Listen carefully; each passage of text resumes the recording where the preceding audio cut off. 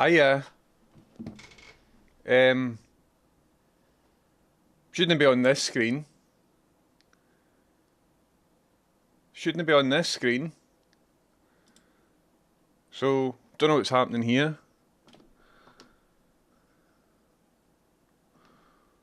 Uh, nothing's quite working. Oh, everything's terrible. Why is my lights not coming on? Everything's shite. We said you'll get cancelled if you mention Robert Galbraith in this chat because Robert Galbraith is Joanne Rowling in it, who is a big transphobe and attacked a member of this community by saying lies and stuff, saying that they were violent. Right, so everything's not working. Hold on. Also, when's your birthday? Have I missed my own dad's birthday? 17. Oh no, it's like 10 days early, isn't it? Is it? Aye, 17, and it's only 9, so we're fine. But in general, remember, know how like Radiohead were quite important to me, but then I moved away from them because of the genocide. Do you know what I mean? So for me, for Harry Potter and all of that, see if you read J.K. Rowling's tweets, man, she's a baddie. But I'm not going to tell you what to read or whatever, but I'm just preparing you in this chat in particular. If you mention something like that, like, oh, good news, this happened. If folks say stuff, that's why. Seriously though, why is my lights not going on?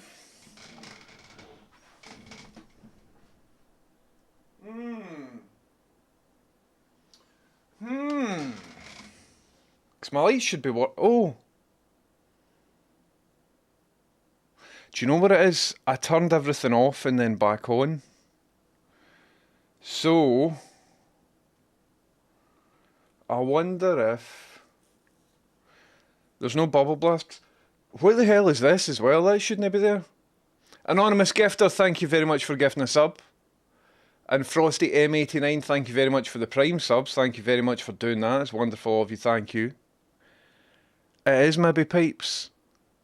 1030 has gone full pirate software and forgot his dad's birthday. No, my dad's birthday isn't for at least another week. I thought I'd forgotten it right there, but I haven't.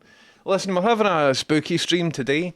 So, the title of the stream is Shouting at My Lights, right? But the lights that I was going to configure today are actually from this scene. That's my loft, right? So I was going to configure HAL to figure out how to operate lights in that scene. But here's what I did, right? Last night, I turned off the power in the full house at the switch. And then I turned it all back on. And I think what's happened there is the IP address for all my devices has since now changed. Do you know what I mean?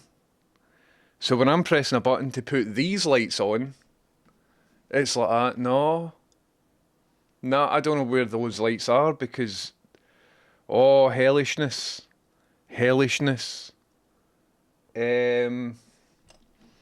I wonder if we could add just a wee bit of light. Do you know what I mean? We're getting like a wee bit of light through over there. Could do that.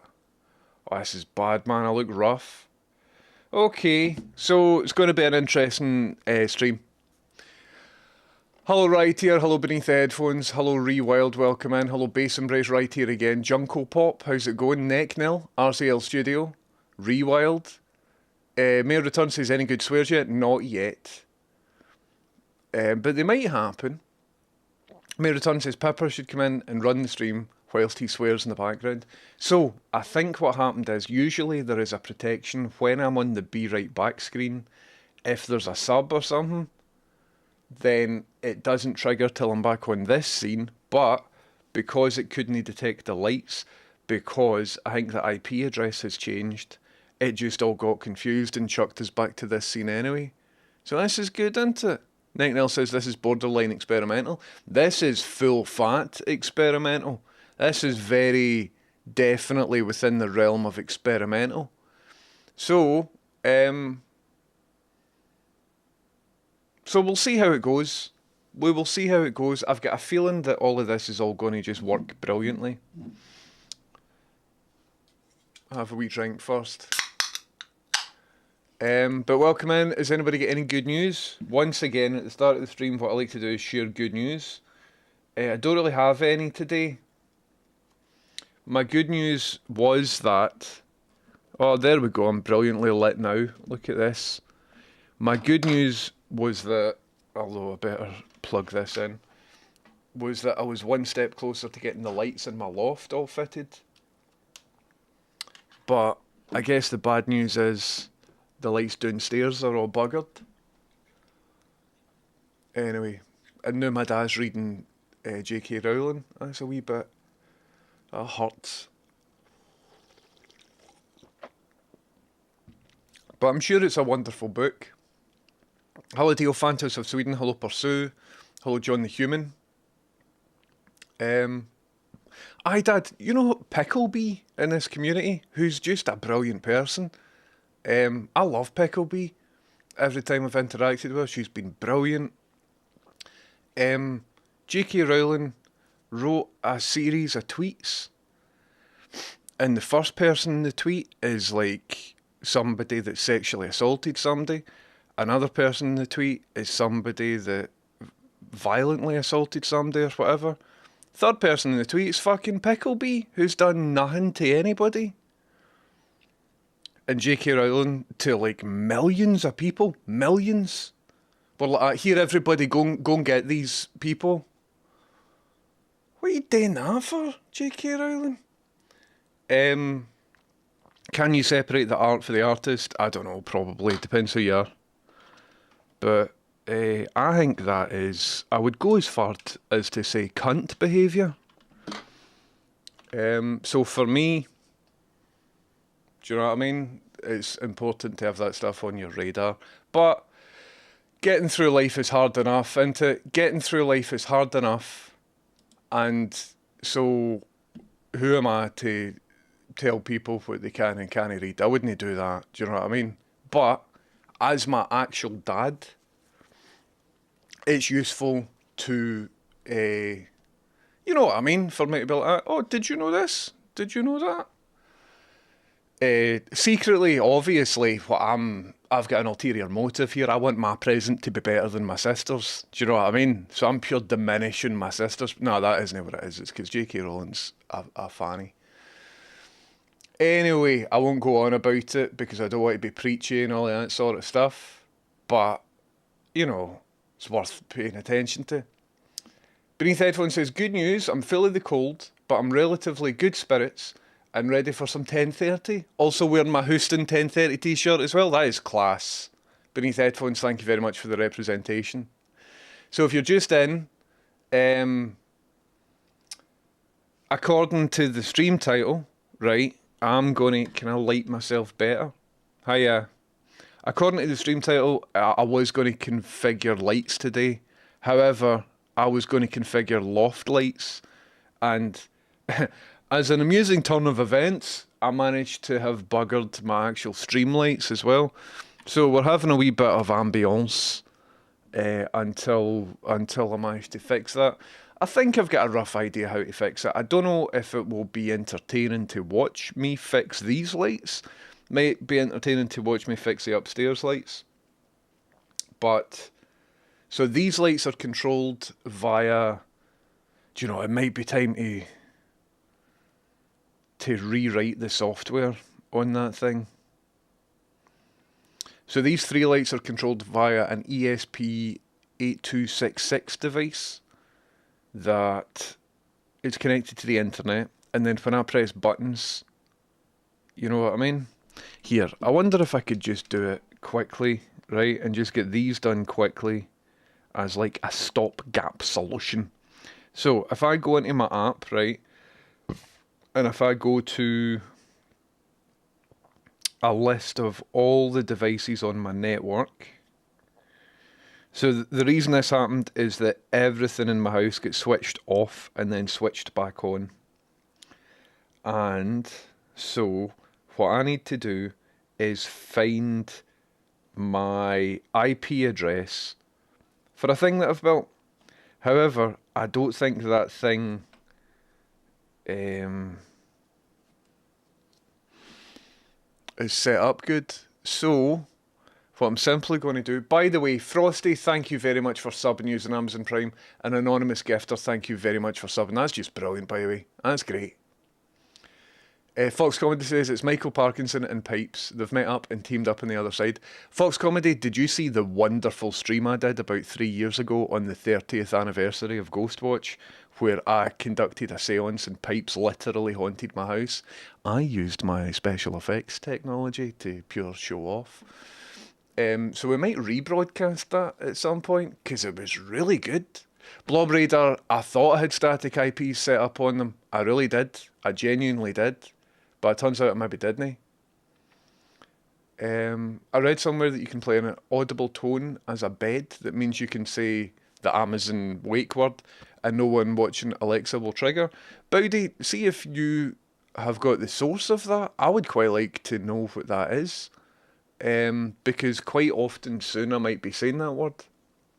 Blake Town says home automation sounds like great fun. It's pish, don't get into it, it's pish. Everybody's horrible. This though isn't the home automation stuff. These lights I've had set up for ages. Hello Devon Inc, how you doing? This is top tier cozy. It's a wee bit spooky and stressful for me, but I'm glad you're getting some coziness out of it. Blob Radar says, are you not doing stuff through Home Assistant? For all the rest of the lights in the house, I am. But for these lights here, I made these before I had Home Assistant. So I was thinking about upgrading them to Home Assistant so it could all be part of the same thing.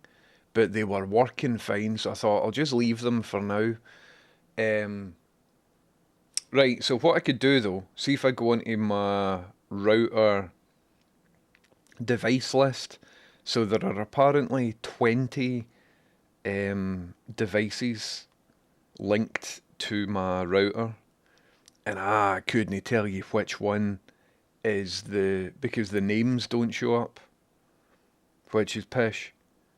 So it's not that one, it's not that one, it's not that one, it's not that one, it's not that one, or that, or that, or that, or that. Might be that one. One of them's just called Linux, but I don't think it will be that one, because it isn't a Linux device.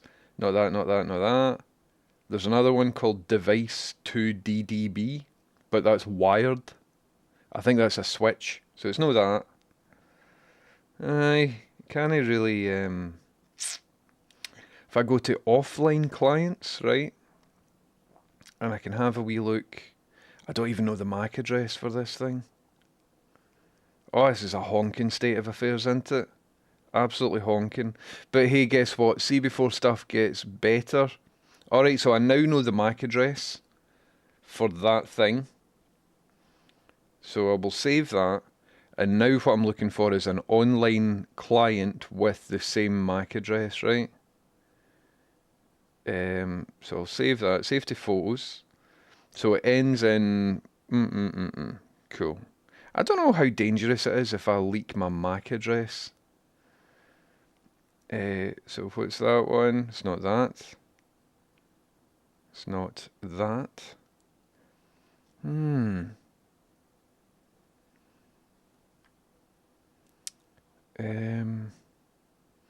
if I should turn it off and then back on. Usually when you turn stuff off and then back on, usually things are good, aren't they? You know? So I'm going through all the stuff that it might be, but honestly, I don't think it's connected to the internet at all. If I go into other, right, and then I'm looking for some, it'd be great if it just listed all the MAC addresses on the big list. And I don't think it's in my... bear with me, everybody. Oh, it was nearly that MAC address, but not quite. Haha, that MAC address has got 69 in it. So a MAC address is a number-letter combination that is unique to a physical device that connects to the internet. So I have created a physical device. Aye, saying it's no online. 2 wee seconds, I need to get down on my knees. The tech problem has got so bad that I need to physically get down on my knees. I'm going to turn a thing off. Going to wait a couple of seconds. Going to turn it back on. And obviously when I turn it back on, everything's just going to be working good, isn't it?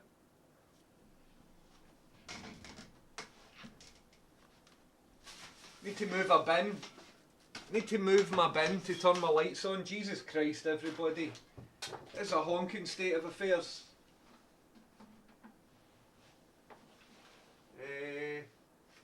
Right. Okie dokie. So, gonna do that. Gonna do that. Gonna do that. That goes up to here. Right, so I have removed the plug. The light's still on though. There we go. So now I'm going to plug it back in. Right.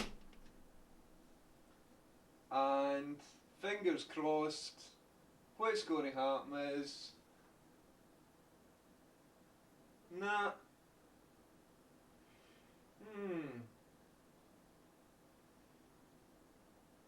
I'll give that a wee minute to start itself up. Oh God, everybody, Jesus Christ and all of that. In the meantime, I'll just chat away to you. Have any of yous get any good news? Man sits in dark and goes through his enemy list. Dearie me. Peakolf says, I don't separate art from the artist. Well, it's interesting how some things you can separate the art from the artist, like Matt Groening was on the Epstein list apparently, and although he's not had any direct allegations against him, somebody said that she, I think, was underage and was made to give him a foot rub or something, and his feet were stinking. But apparently there are no reports that he did anything, like, there are no allegations like there are with Prince Andrew and stuff like that. But everybody's just still loves The Simpsons because The Simpsons is brilliant. But then there are other things. Do you know what I mean? I don't know. It's hard being alive these days, isn't it? Nino says, I'm off sick. Anything is entertaining. Right, I'll keep it going. Mootsy, it turns out I can't do the toilet nightlight thing. I can't do it because I was thinking that I could put a smart bulb in the toilet fittings, but the toilet fitting is like inbuilt LEDs into that full thing, so I can't replace that. Do you know what I mean? Anyway, if you're rewriting, extract IP address into a configuration file so you can just change them there if this happens again. Aye, Chameleon, yes, I know. Aye. It's all complicated, but you're right. What I'm going to do though, if I'm rewriting it all, is configure it to ESP Home, which means that it can directly go into Home Assistant and it'll all just work brilliant.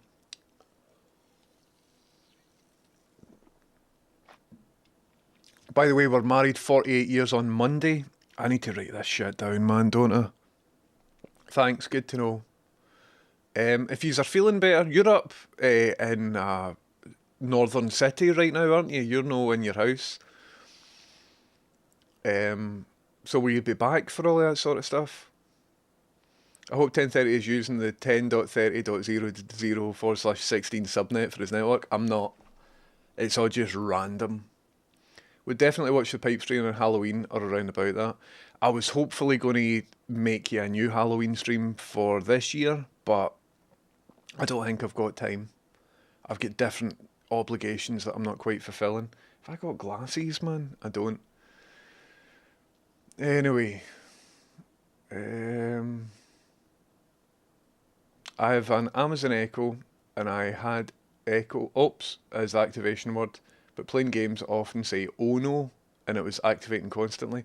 Mine is computer, but if there is a way of me putting like a inaudible background noise every time I'm using the words, because I might be talking about them quite a bit in the future. So if you're just in, what I was intending to do, I've set up two things, although I can maybe show you them, I can show you them sort of working here, right? So if I go into this, no, if I go into this, right, I can show you one of the things working in the loft. Oh, just get fucked, man. This is a horrible, never get into this.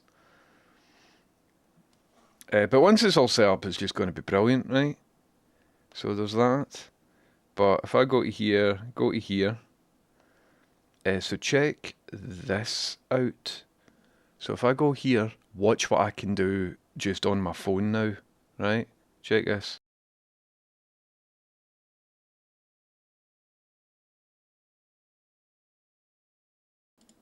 Eh? That's something. Maybe I shouldn't be doing this on stream. Because at any point I could dox. So I've also, you know, the coloured lights in the background of the loft. I should be able to put them on. And I had them all set up and configured. But the same situation happened. That I can maybe fix. Maybe I'll fix the loft lights before I'll fix these lights, right? Because I had it all in my head what I needed to do to fix them. Then I came on and realised that these lights were gubbed. So I was like, But maybe I'll just try and fix them just now, right? So that at least something is done good. Because while all of that was in my head, before my head starts getting into this nonsense. So what I need to do is go into settings, and that one is some called that, right? So then if I go to never get into home automation, I'm warning you. I'm a techie person, right? But even then, hellish. Okie dokie. So now what I need to do is I'll reload that and see if that works, but I don't think it will. So what I was going to do was very quickly turn the lights into, like, repair them. And instead, and so once I've repaired the lights, I was going to just play Euro Truck Sim. You know what I mean? But I'm not doing that. So there are different configuration options in different areas, but I think I need to go to that bit. Then go to this, then go to... See, once all this is working, no use will be like that. Wow, that guy's dead cool. You know what I mean? I'm certain of it. So one of these things, I just need to like re-kick my login for a certain thing. And I forget where the actual setup for that is. Reconfigure.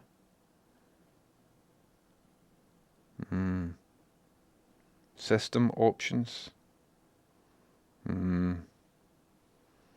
Maybe restart Home Assistant. I think I'll restart Home Assistant. That would be a worthwhile use of my time, right? Don't know if you can tell with my voice a wee bit sort of defeated. Wee bit defeated. Right, I'm going to restart Home Assistant. And obviously that's going to help. Obviously that's going to help.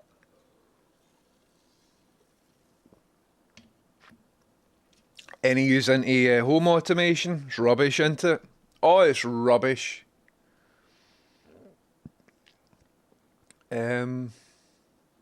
Chomsky's on the Epstein list. Aye, wild, innit?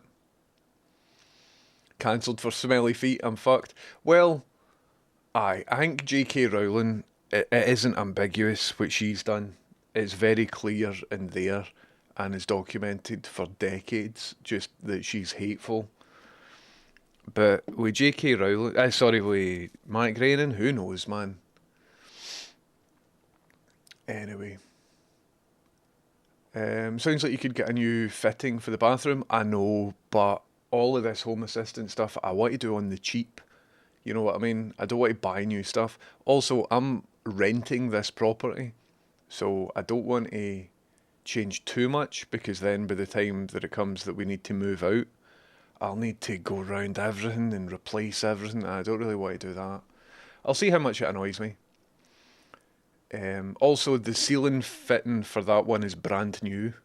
The landlord put it in because the previous one was collecting water every time we had a shower. It wasn't rated for bathroom use, so all the condensation in the room ended up just collecting on the inside of the light fitting. So I took photos of it, sent it to the people. They sent a guy out to replace the light fitting with this new one, which is LED and all good. So I'll just keep that, man. I've got enough things to be doing. Avgaz says, hello, I was out and about for meetings yesterday, but lurked and listened to your struggles and eventual mastering of Euro Truck Simulator 2, and I know that config pain. Good stuff, keep on trucking. Well, I'm going to go back into it. Kiriyami says, you mentioned you went with TrueNAS Scale. What components did you use for the build? Did you go with ECC memory, and if not, why? I'm still looking at all the parts to build my own, but there's mixed views on needing to run ECC memory. Kiriyami, I couldn't tell you. Again, doing everything on the cheap. So Gibbs, who's in chat, once gave me a couple of computers to use for various things. So one of them I'm using for Home Assistant, and it's like an old office machine that's unable to be upgraded to Windows 11 properly. So you can kind of hack it to be upgraded to Windows 11 if I need that. So it's an HP Elite Desk 800 small form factor, I believe it's called. And so a lot of people have got these fancy Home Assistant server setups. My Home Assistant setup is part of my TrueNAS Scale. Sorry, I'm getting my terminology mixed up here. Which literally looks like this. So it's an old office computer with, I think, 3 hard drives in it, but I wanted 4 hard drives, so I've just riveted an additional hard drive onto the outside of the chassis. So it isn't a custom build. It's not something that, you know, so whatever memory, whatever RAM this uses is the RAM that is being used. If I was to build something from scratch, then I would choose my components properly, but this is working, as you can see. No, the lights aren't anything to do with the type of RAM that was in it. So that was a way for me to get it set up without paying much money. I just needed to buy the hard drives rather than buy all the components for everything, you know. So I couldn't tell you the properties of the RAM in that. Whatever RAM it uses is I might have upgraded the RAM a wee bit. So good luck, Kiriyami, but I don't know.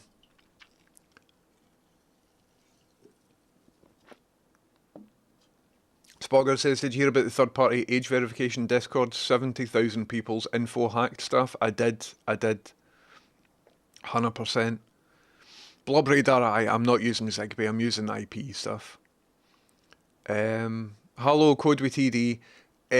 Basically, TD, if you're just joining, I turned off the power at the breaker.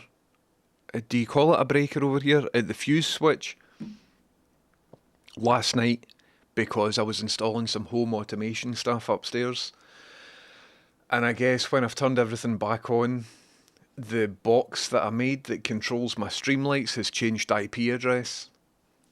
So I'll need to just do a wee bit of work into getting the IP address fixed again. Oh, thank you, Bowdy. That's good part of there. Amazing. I will test that out. Not just now though. I will keep the tab open. But that's really good to know. Cool, man. Thank you very, very much. So how's everybody doing? I'm in the dark, right? But don't let that, sway you or anything. what I intend to do here right now is get my Streamlights up and running. Maybe we'll do that first, maybe. Oh, I forgot, I just restarted Home Assistant. So if I go into this, and then into this, and then I go into this, and then I go into this. Brilliant.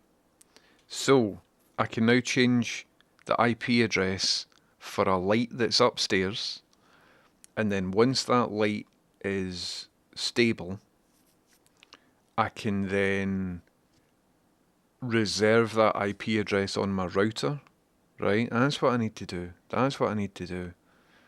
So where are we?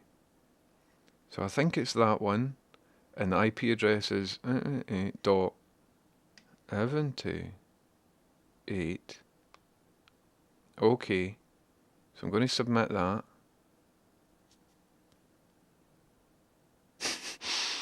Beadle sent me some stuff, and he sent me a thing yesterday called Final, and now he's sent me a newer version called final.mp4, so I'm looking forward to seeing that when I go off stream. And then I will put in the password, because I need a password to turn my lights off and on now. So I'm going to do this, and it is a TP. He's now sent me a new one called final.mp4. Beadle's a funny guy. So I'll use the password once, I will submit that password, and this is a screen where sometimes it crashes. I'm having a hellish time with my lights, everybody. Oh, I'm just having a hellish time with my lights. But once they're all up and running and brilliant, everything's just going to be fantastic.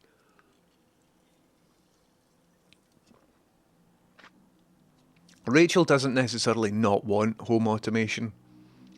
She's just obviously, and I agree with her, understandably frustrated with certain aspects of it. But hey ho, these things happen, ain't it? Anyway. So here we are. What I'm going to do then, so I've turned the lights down there off and on. I wonder if I could get into my router from here. I wonder if there's a local. Nah, I'll need to do it from my phone, right? So, okay, everybody, this is obviously it. This is going to work brilliant. I just don't know, guys. I just don't know here. What if I just try turn the lights off and on again? Yay! Brilliant. Look at this, eh? Oh, look at this. This is good patter. So that's something. So I just had to turn. So that's fixed, right? Let's just say that's fixed. And now what I need to do is unknown error occurred for the upstairs one, so that's good, isn't it? That's good. But I maybe won't configure that on stream. I'll maybe leave that for later.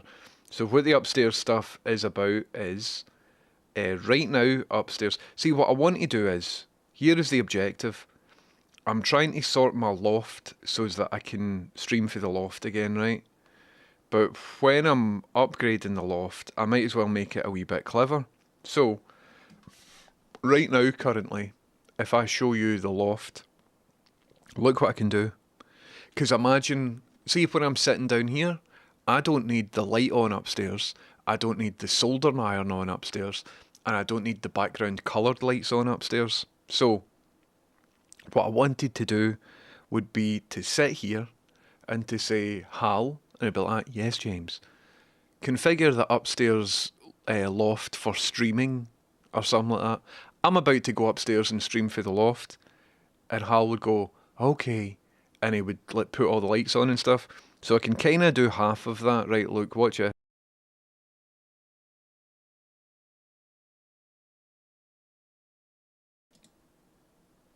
So I couldn't do that yesterday, right? And then in addition to that, I can do something like this, but via like a different app, and this one isn't set up right. So look, I can also do this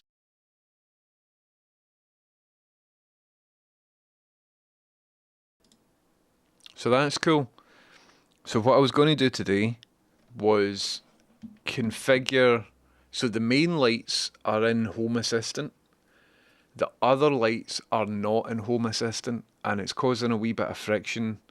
I can't get them figured out how to be into Home Assistant because I need to authenticate with the service that it uses, and I have done that, and it was all set up. It's a TP-Link plug that I've got. However, I removed the power, plugged the power back on, and the IP address has changed, which is fine. So I know what the IP address of the device is, and I've went on, tried to set it all up, but when I go to change the IP address, it asks me for my login credentials. I give them the right ones, and it just says, "Oh, an unknown error has occurred." And like, what? How do you figure that out? An unknown error has occurred. I went online. Everybody's like, "Aye, aha, aye." Going back to 2024, everybody's like, "Aye, this is happening." Some poor bugger's got 100 devices. He's like, "What am I meant to do?" So I thought I would come on and I would figure that out. You're a TP-Link plug, this goes to 11. You're a TP-Link plug. So here we are, man. Here we are. But I think it would be quite good to just keep going with this because of something called sunk cost fallacy. I will just lean right into this Home Assistant thing and keep at it until it all works fantastically or until Rachel leaves me.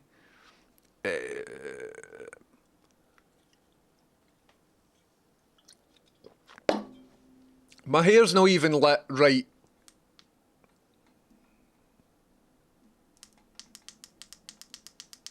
That's better. That's better. So what else has been happening? I feel compelled to give you a wee bit of content then. Since you've watched me sit in the dark for a wee bit. Did you see there's allegations that Hassan Abbey has shocked his dog or something like that? I spent a long time looking at that last night. Don't really have anything good to add. What else have I been looking at?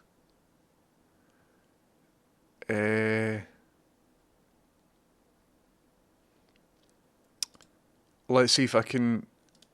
Right, so I can't show you the image, right? But you're familiar with Millport, aren't you? I've spoken about Millport before. I used to go on holiday there as a child. So I can't show you the image because it would violate the Twitch terms of service. But did you know that... I'll show you. Dozens of sex toys have washed up on a beach in Millport. That's right, everybody. Goodness me, what have we got? Cicinda, thank you very much for subbing using Amazon Prime. What a wonderful thing to do. Amazing.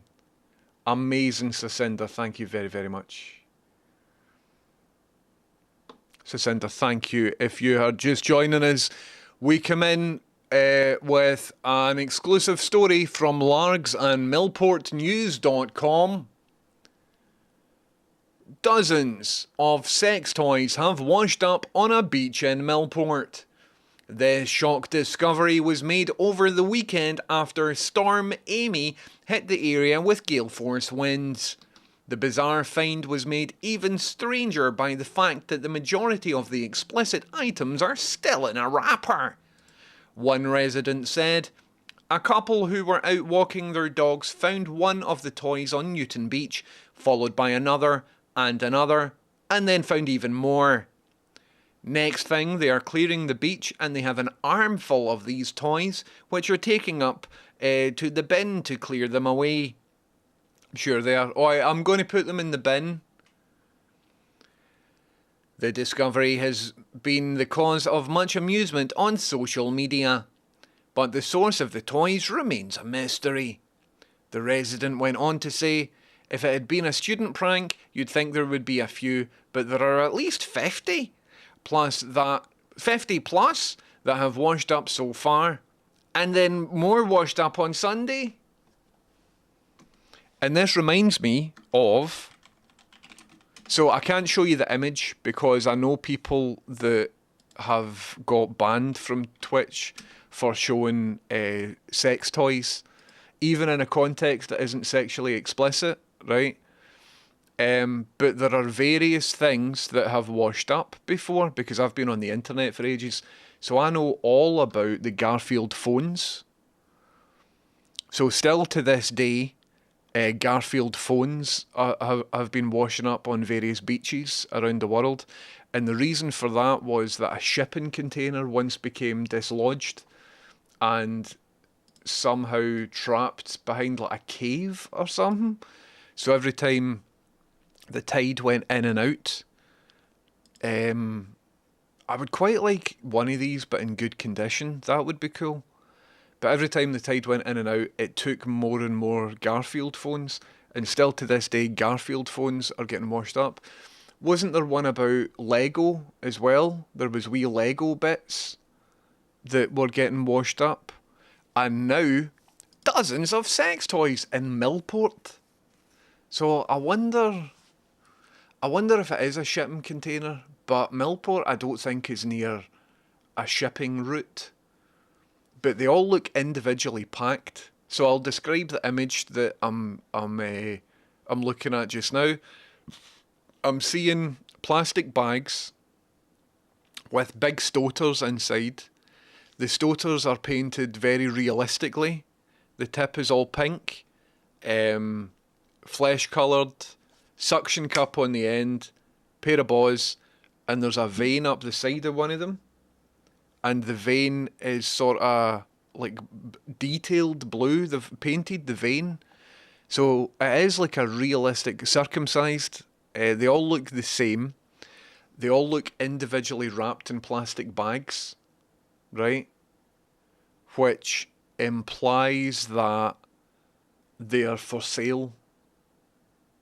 So I don't think it's somebody who had a big collection and has decided to abandon them, because they're all identical. So for somebody that had a big collection, I would assume you would have a bit of variation in there, whatever. I don't know. But this looks like... they were saying it's just after Storm Amy as well. So, you know, that could have brought some currents in. But if anybody's looking for any free dildos, get yourself down to Millport. The newsreader voice sounds like Ian Stirling with a cold or something. I think Ian Stirling's sound. I wasn't going after Ian Stirling. I was going after those radio, that just, the voices that don't really belong to any region. Anyway. Oh, there was another Twitch streamer. So there's Hassan Abbey drama where some people are going after him, alleging that he's used a shock collar on his dog. There's other Twitch drama where somebody gave birth live on stream and got a wee bit of attention for it. So that's interesting. But I want to talk to you about this other story where, and I kid you not, the Israeli Defense Force created fake renderings of sites that they wanted to attack using assets, 3D assets, stolen from the Scottish Maritime Museum. Did you know about this? I'll talk to you about that in a wee bit. And for any 3D people in as well that know of the work of Ian Hubert, and if you don't know the work of Ian Hubert, you might recognise it when I show it to you. So the IDF has been using stock assets and assets that it's stolen from the Patreon of Ian Hubert and assets that they stole for the Scottish Maritime Museum to make fake CGI renders of sites that they want to attack. So the renders are justified, can, manufacture consent to like bomb a civilian building or whatever.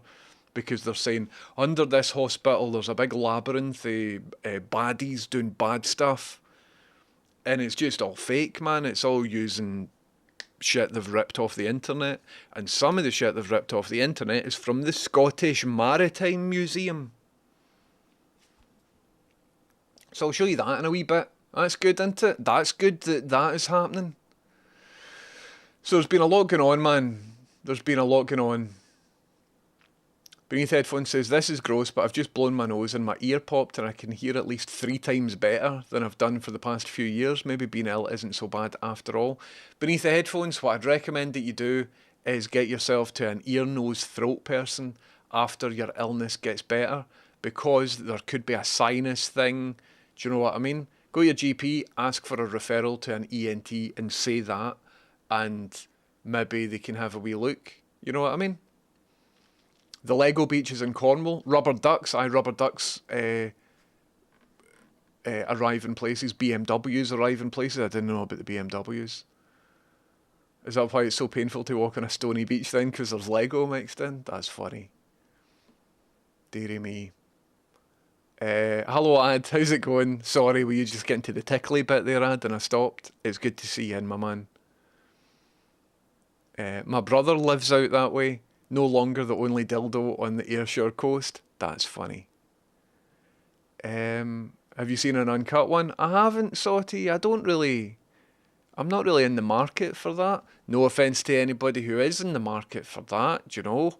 A wank's a wank, and you have a good time, everybody. But that's no my thing, personally. I was speaking to somebody a wee while ago who is a sex worker, and she was saying there's something called maybe this is TOS, but you can buy ones that are like alien ones, and they all like woo, woo, woo, woo, woo, and they've all got like stuff on it and things. And I was like, alright. She's like, I made a video and stuck it on the internet. She was saying it pure matter of fact, as if you want to know more, like, tried it out. She was cool. But I'm just like, well, I'm no prudish or anything like that. But, you know, just like that. Cool man, cool man, cool man. Is it dragon ones? Aye, I might have misremembered that. Yes, there is a Discord hack as well. So that's exciting. Aye, a couple of folk in chat are like, aye, the creature ones, aye, yep. So that was an interesting dinner that I was at. But it was cool, man. I like to know about all of that sort of stuff. It's good to stay abreast of these things. And as well, totally not kink shaming. Sex work is real work. All of that sort of stuff. But sometimes it's quite funny, isn't it? When you meet somebody. And I suppose this is how some people feel when they meet me and I just start talking about all my special interests. It was a similar sort of thing, but in reverse. Dearie me. Reworld says the IDF acting unethically? Surely not. Well, I'll take you down this story. We can have a wee look at it. Nino says, I've currently got vertigo from a viral infection that is called fluid to build up in my inner ears. Jesus Christ, man. Listen, everybody, there's bad stuff going about. Bad stuff going about right now. Saul McDonald says, sorry, I missed who it was. It was Beneath the Headphones, Saul McDonald, who has a cold just now. They blew their nose and now they can hear much better than they have been able to hear for the past couple of years. Saul McDonald says, sorry, I missed who said they had the hearing issue, but they should check out the Eustachian tube dysfunction. It's quite common and very easy to fix with surgery. There you go. Look at that. Look at that. Dearie me. So, right. Are you familiar with Ian Hubert? If you've been on the internet for a wee bit. Ian Hubert. He's a cool 3D guy. And he has created a video called Dynamo Dream that you might have seen. It's been seen by like millions of people. Uranus and tube dysfunction, might say. With all your pish. So you might have saw this in the past, right? This is cool. Just all made in Blender. And this isn't his main one, but if you recognise, so like it's green screen and then this is the location of the composite. So he's made loads of cool videos, just on sort of home desktop stuff. This guy's got a Patreon, right? And he does YouTube videos where you can learn how he's achieved certain things and whatever. It's kind of cool, man. Is this the one with the big crab battle in the background? This is cool stuff. And it's quite inspiring as well to see just one guy that does all the 3D work. And so this is a form of green screen, motion tracking, and then sort of virtual projection where he's doing interesting things to make sure that the actor's feet stay in contact with the ground. You might have saw this. Who saw this on the internet in the past couple of years? It's cool stuff, right? Cool stuff. So this guy is called Ian Hubert, and I've been following his stuff for a wee while. And he's got a Patreon, right?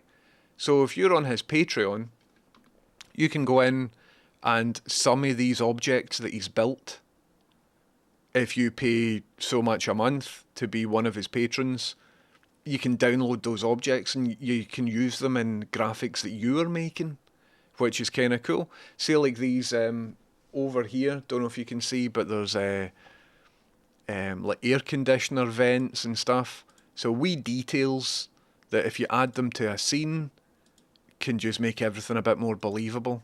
So there's a big air conditioner there. Look at that air conditioner. And if you go onto his YouTube, you can see a tutorial where he's like, right, okay, here's how to make air conditioners. So he'll start off with photographic reference, extrude them into 3D. And what I like about him is he doesn't polish everything. He'll just make stuff to the level where it looks good enough. And then he'll move on, because he's just one guy, right? So he's got a good interest in it. He's done a lot of talks on 3D graphics and whatever. So, now, as it happens, his work and his stock assets have been used by the Israeli Defense Force to create animations which have then been used to manufacture consent for them to blow up hospitals and stuff. So check out this thread that I've been looking at from Jack Sapoch. Jack Sapoch says, since October 2023, the IDF spokesperson's unit has released dozens of 3D animations illustrating alleged Hamas, Hezbollah and Iranian sites. The style is unmistakable: satellite zoom-ins, black and white wireframes and red textured houses, a new visual language of war, right? So you might have saw these. So this is just like a grid of all of their ones. Hope I don't get a DMCA for the IDF. So here is an example of like one of the videos where it will show you, you know, a cell or something, some underground tunnel network or something like that. And the Israeli government are saying, look, this is what we reckon is below ground underneath this hospital where loads of babies and stuff are in it. So because this baddie terror cell is under the hospital, unfortunately we need to just bomb the hospital and all these civilians and things like that because this is Hamas, right? But this Twitter thread person has recognised that this is all just made up because a lot of the components, this one in particular here, is directly from the Ian Hubert Patreon account. Look, see that video we've just watched? There it's there. See that? Same asset, which looks like that you and I could just download just now, has been plonked into a video to manufacture consent for genocide. So that's cool, isn't it? Hi Dolan, how you doing? This is a very Dolan story. I don't know how long you've been in here. But this guy's cool. Ian Hubert, he makes these animations and he releases some of his 3D models on his Patreon.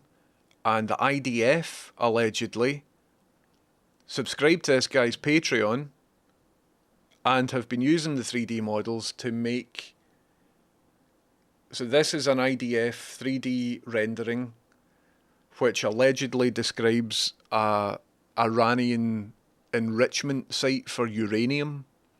But they've just made it up. They've just stolen 3D models for Ian Hubert's Patreon and just used the 3D model to litter a fake made up site in order to manufacture consent so that we think that it's fine.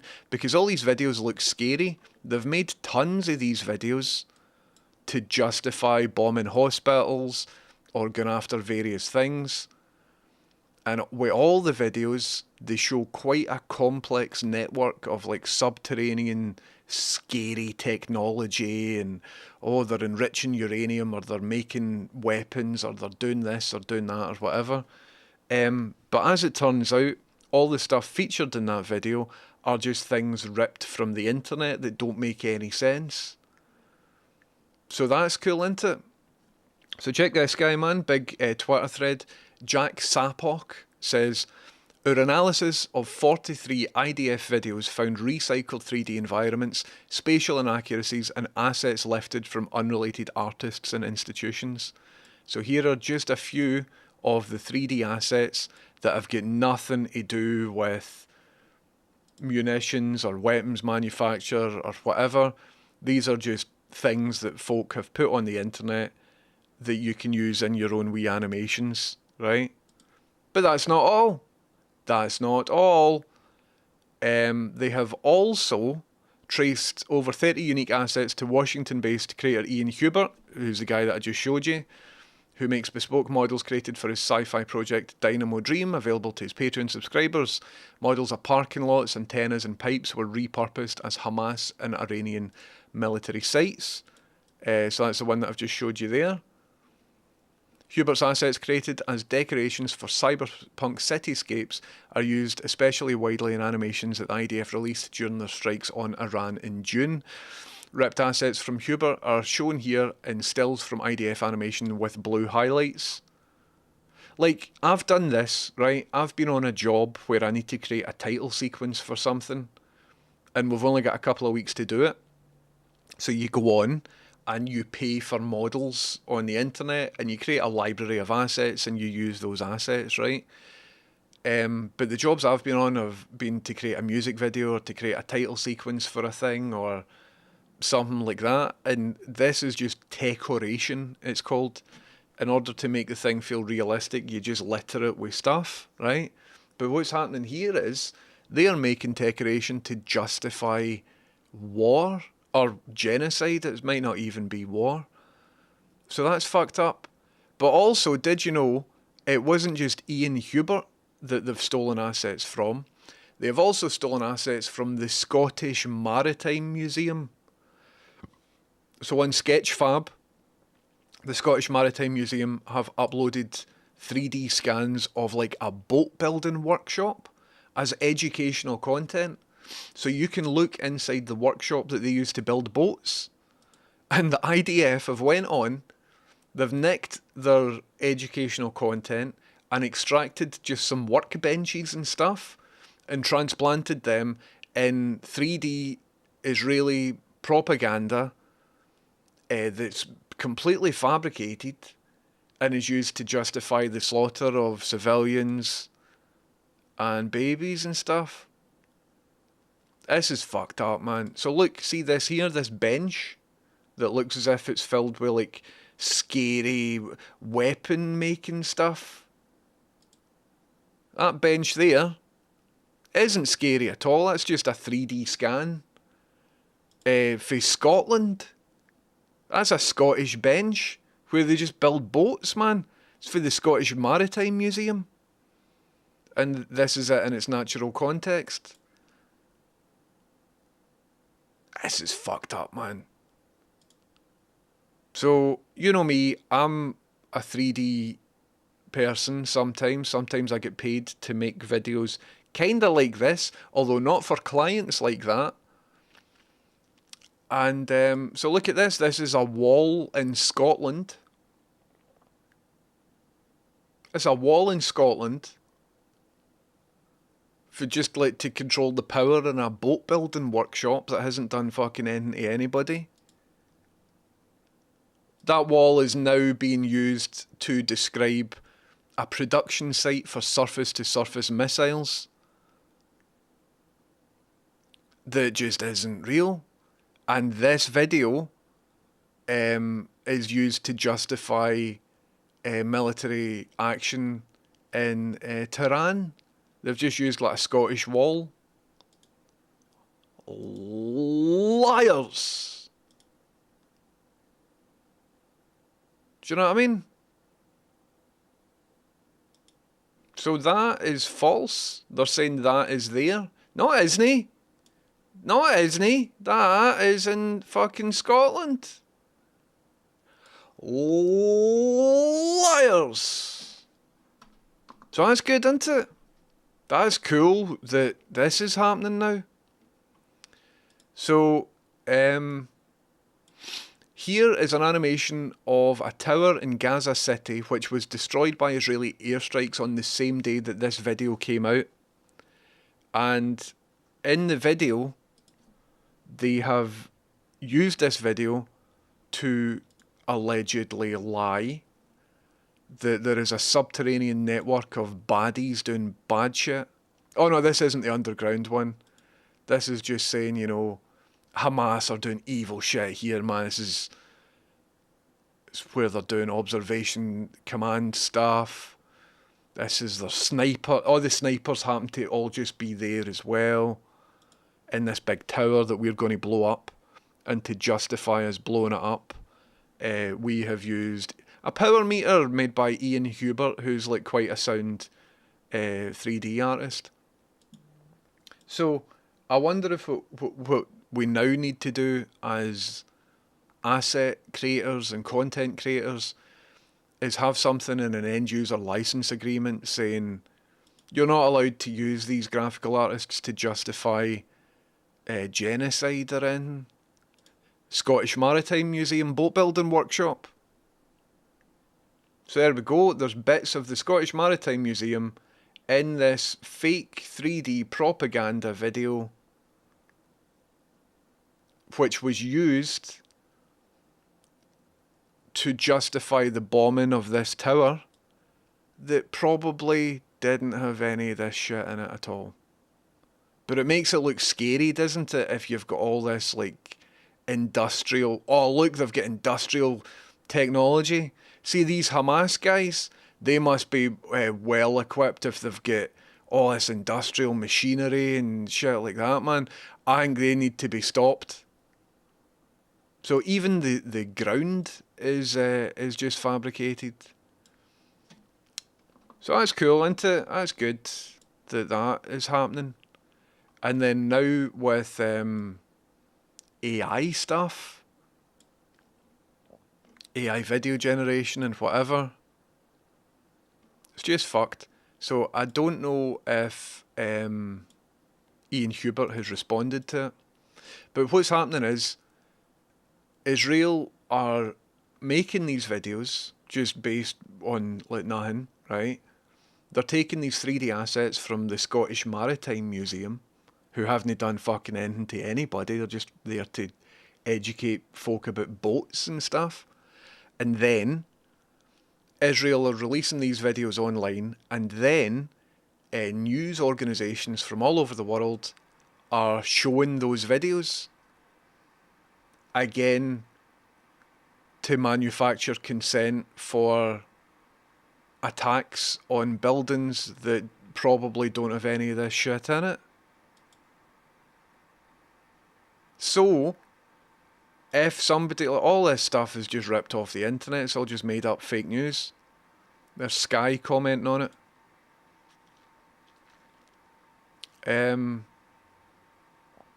Fox News, which isn't actually news, they're down as an entertainment channel. because they're on cable in America, they don't need to have any sort of broadcasting standards as news, because they claim that their audience should know that what they're doing isn't news, but it's more entertainment, even though the channel is called Fox News. But that's a story for a different time. What I'm saying is, we're all fucked and doomed, man. This is my field. I know about this. I'm in this industry, and I'm in Scotland as well.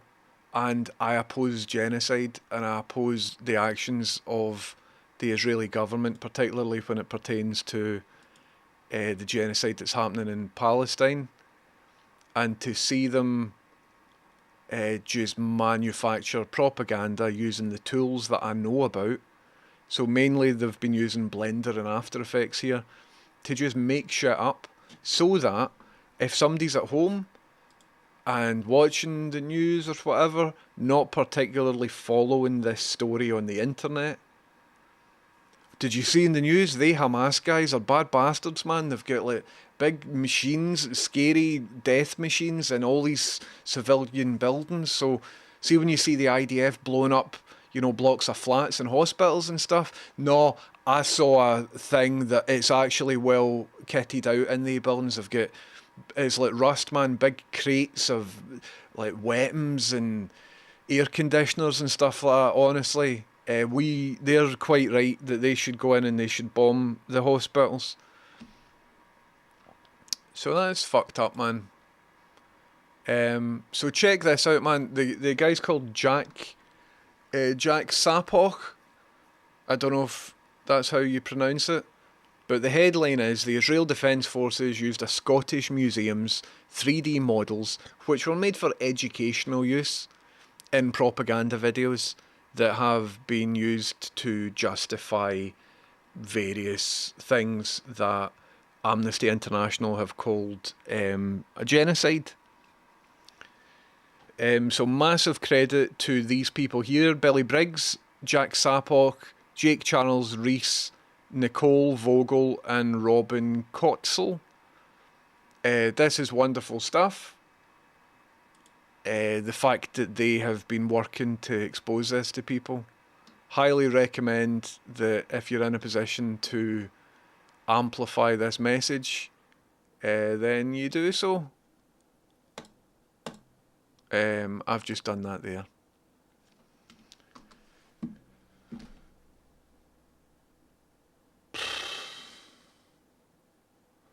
What's quite scary is, right now we can tell it's fake, obviously, because we can see the original source of these 3D models. We can point to Ian Hubert's website or the Scottish Maritime website and say, aye, they've used that, look, it is literally the same, look at that, it's the same, right? But with all this new AI technology, you don't need pre-existing 3D models. You can just generate bespoke stuff that looks far more real than that.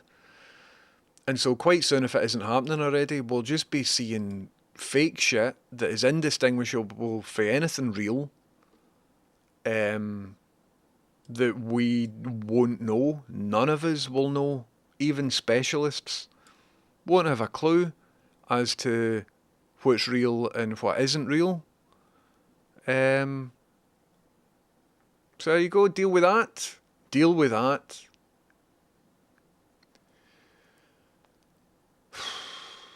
My Dwarfer is in with a wee bit of good news. My Dwarfer says, good news, my car just passed its MOT. That is class, mate. That is brilliant. That's really good. Dolan, I just woke up before I came on stream and I saw that there are tons of videos that you've sent me and a big voice note as well. So I'm quite keen to absorb all of that as soon as I go off stream. So please don't think I'm ignoring you. Also, did you hear my poem? The poem was good. I made a poem. It wasn't actually that good. So that's all fucked up. As soon as you said manufactured consent for the first time, Dolan was summoned. B. Dolan says, I was just watching the John Oliver piece about Netanyahu and learning he literally funded Hamas for years. Like they built tunnels so they could say there were tunnels. Aye. I knew about that. Again, just manufacturing consent. These bad bastards that we paid money to build all this stuff, they've got stuff. Look, there's stuff there. We should get them. Mental, isn't it? It is a cool 3D scan, Jack Animated. So maximum respect to Scottish Maritime Museum for scanning their workshops, giving access for people to learn all about boat stuff. Even if you can't physically go to that location, you can go on, you can see 3D scans of all the stuff. That is a cool, noble, worthwhile use of technology to inform folk and to educate them about your particular specialist topic. But then for a foreign government to just take that shit and use it to justify the slaughter of civilians, what have we become? To quote my good friend Zaffercakes, what have we become, everybody? Deary me. Grimwatch says, yes, but they're obviously CGI. Are they suggesting that are used as actual footage of sites, which seems silly? No. Obviously, they have created CGI representations of what they believe is in these tunnels, right? But they haven't done it in a way that if there's anything in these tunnels, they haven't done it in a way that reflects what could be in the tunnels. Because if your military genuinely thought there was bad stuff in these tunnels, if the tunnels even exist, then you would show what the bad stuff is. But the bad stuff that they're showing is just like cyberpunk stuff that Ian Hubert has made. You know what I mean? Messed up. They may have got away with all of this, but they fucked up the day they used Scottish assets, says Blaketown. Thank you very much. This goes to 11 for gifting us up to Ultra Wido. I appreciate that. I think there might be a glitch in this, which means that we have this profile picture on the screen for a bit longer than usual. And I don't like it when that happens because the person didn't ask for their profile picture to be here. And it only happens with gift subs, I think. So I'm going to give it another couple of seconds. And then just ceremoniously do this. I'll need to fix it. Happened with Lucy Kelly last week. Aye, there is a glitch in it. I'm going to stop recording, go to studio mode. So I need to fix that, man. There we go, I'll turn it off. That's something for me to fix. So there you go. Dawn says the sophistication of... Oh, what have we got? A new thing? Gary Black, how you doing? Thank you very much for the bits. Gary Black says, hey, look at my cola cubes. Are they cola cubes? That's cool, Gary Black. I like your logo as well. Interesting. I know somebody that sells cola cubes near Glasgow, and let me tell you, make you feel very interesting. Gary Black, thank you very much for the bits. B. Dolan says the sophistication of Israeli propaganda will hopefully be studied someday by a better world. Shit is deep. It's weird, isn't it? Keep in mind that Israel, as it stands, was set up by the UK as a small Ulster in the Middle East. And the Black and Tans, who were an aggressive force in Ireland to suppress Irish dissent against the United Kingdom. The Black and Tans went over, did horrific stuff, man. Shot civilians, created false flag attacks to make people fight against each other. They were called the Black and Tans because their uniforms were just leftover surplus. Some of them had like tan trousers and black tops and things like that. After they notoriously terrorised Ireland, certain squadrons, certain factions of them were taken to fight, like this is decades ago, on behalf of Israel against Palestine. So that's why quite a lot of Irish people have got a kinship with Palestine and have had for a long time. If you feel strongly about all the Israel atrocities and stuff like that, and you don't know about the UK government atrocities against Ireland historically, I'd recommend have a wee look, because it's kind of similar tactics, and historically the genesis of what's currently happening, part of it stems for that, which is fucked, innit? Anyway. Kyber Spy, apparently it was Blender and After Effects. Because somebody came forward, somebody who was the art worker for this came forward and were like, we were under so much pressure to just make stuff up. Where are we? They've set up Rust automation really well. Scary, aye. So I thought I would show you that. I know that on my stream we usually talk about stuff, but this is my field. I work in 3D graphics. I think it's worth speaking about that.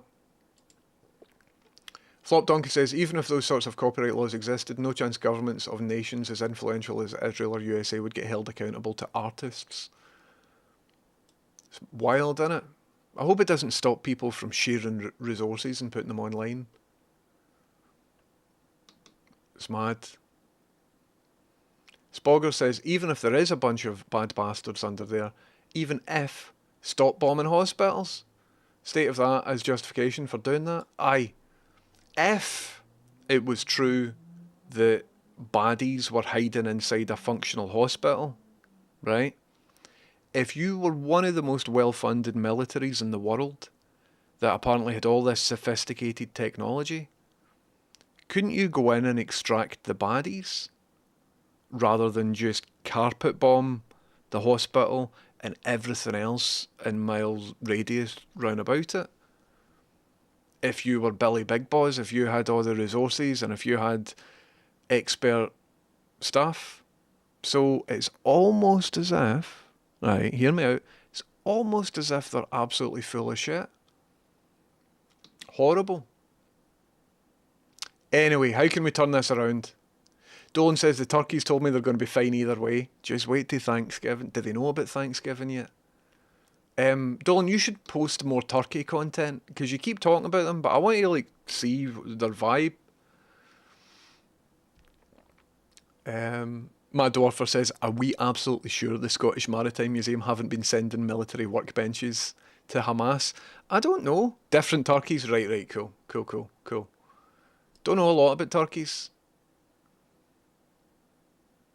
The voice note is my review of your poem. Holy shit, man! Amazing! Did you hear the context of it? Like why I've written it? So the poem was written to justify us going walks, because walks and being grounded and being mindful is useful for us. So even though I know that my dog didn't present himself as like a time travelling ghost, it still felt something when we read that postcard. And so I'm leaning into that feeling to then use it constructively to create a framework of belief that I know isn't real, that will still justify and help me. So when I first got Fred, one of the main reasons that I got Fred was because I was agoraphobic and I would have panic attacks when I went outside. And I remembered that as I was writing the poem, that now that he's not about, like Pepper doesn't really like walks. She'll walk to the end of the street, she'll look up, she's like, right, I'm done.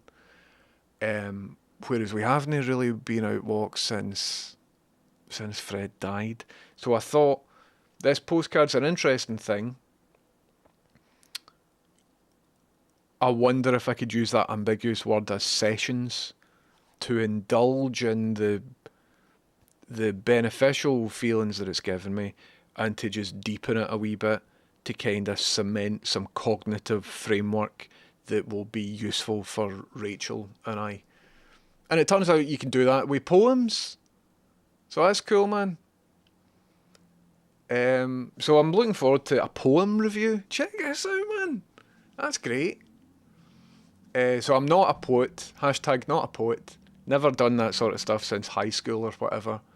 I tried to layer a couple of layers of like metaphor in there, So, aye. Unfinished, but it served a purpose. It was a functional poem. Have we been out a walk yet after reading the poem? No, we have not. But I think it would be good to continue Rachel and I doing that. And maybe even get like a wee sling or something for Pipper so that I can still do a good walk. Because when we take her out walks, she's shit at it, man. Her legs are silly wee legs. Anyway, Ultrawido says a lot of the work was done by Viewfinder, which is a journalist accountability group based in South Africa. That is amazing. I didn't know about that. That's cool, man. I've got another story that's kinda... It's not as alarming, but it's in the same vein that I want to show you. It's a bit lighter, I suppose. But I want to show you that quite soon. The Maritime Museum have now pulled all their 3D models down. Jesus Christ. Well, no wonder, man.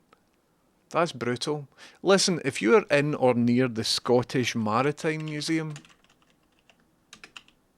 because they seem like good guys, where are they? Irvine and Dumbarton. Hey everyone, get yourself down to the Scottish Maritime Museum. If you've got wains and all of that, or if you're just looking for a day out, are they a registered charity? Aye, registered charity. There's a charity number there. Scottish Government funded. That's brilliant. Scottish Maritime Museum in Irvine, Ayrshire. You can go and learn how to build boats. Brilliant people. Look at that. And in order to educate you all about all the stuff that they've done, they've got a museum in Irvine, a museum in Dumbarton, and they've got workshops as well. What's in the workshops? Oh yeah, this looks brilliant. Glass blowing, an art competition, fused glass underwater landscape. Now, that looks like a good art attack. And you can make that out of glass. Cost 120 quid to do it, but that's cool, man. 12th of July. I've missed it. Missed it. Don't worry about that. So isn't it cool that one, they exist, two, they've 3D scanned their workshops so that you could go around that if you had maybe accessibility issues or whatever, you couldn't physically go to their workshop. That's cool. Offered it for free online. That's cool. And then when they realised that an international government were using those assets to justify genocide, they've pulled it down to stop them from doing that. So they're worth a nod. Man, well done, Scottish Maritime Museum, and all the very best to them.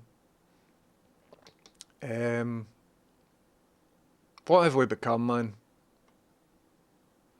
Slapsarius says no better than every European nation at this point. That's called whataboutism, Slapsarius. And I am the first person to moan at the UK government's atrocities and other people's atrocities everywhere. UK government are funding the IDF and using drones and all that sort of stuff. Not going to get into it, but I'm talking about this in particular. You're like, but what about the other What about? Talking about this right now. Good news, says Plodder. The dishwasher died, but me and my partner were able to find one on Gumtree. Haul it up the stairs and plumb it in. Probably saved hundreds. That's amazing, Plodder. Our dishwasher is doing a thing right now, and I've tried to oil it, but when I open the door, it just makes a horrible sound. Sounds like a whale dying. It's like that when I open the door. So I've got my 3-in-1 sewing machine oil. I've tried to apply it different places. It's fucked. Gary Black says, I designed a logo to be a streamer, but I have no self-confidence or personality. That, the more you stream, the more you get that sort of stuff. Don't worry about that. First sort of 10, 20, 30 streams, you just do it, man. You need to do it. And if you want to. If you don't want to, that's fine as well. But all that stuff comes later. And before you know it, you're talking to people about things that you're interested in. I never thought that would happen to me, but here we are. Anyway. Sorry, I'm not going to... Aye, we're getting some trucking on the go, Base and Brace. I just had to talk to you about that. I thought it was an interesting thing. Got you, Kyber Spy, got you. 1030, can you talk about concerns or otherwise you have had about AI and how it will affect the industry you work in? For context, I also work as an artist in a commercial industry. Aye. Yep.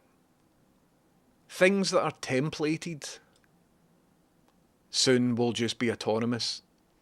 So if you use Photoshop templates, maybe you work in an industry where every week somebody sends you a thing, you need to drag that into that, you need to replace some text, send it off or whatever. Quite soon all of that will just be in the cloud, right? And I think that'll hit us first. There are tools called N8N, which is kind of like AI. It's kind of like ChatGPT, but it can call tools. It can use things. It can send emails to people if you want it to. It can check a website for information or do whatever. And it's called an agentic tool, as in it's an agent. N8N is just one of these.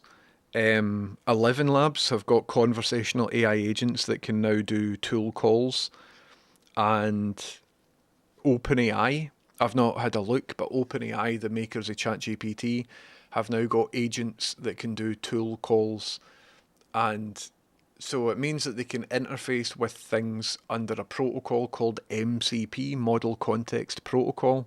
So if you are the builder of a tool, so what is a tool, right? A tool could be, like on this, right? You can buy tickets for the Scottish Maritime Museum, event tickets, right? So, well, this might dox my location, so I won't go into that. But imagine you're a company, right, and you sell tickets.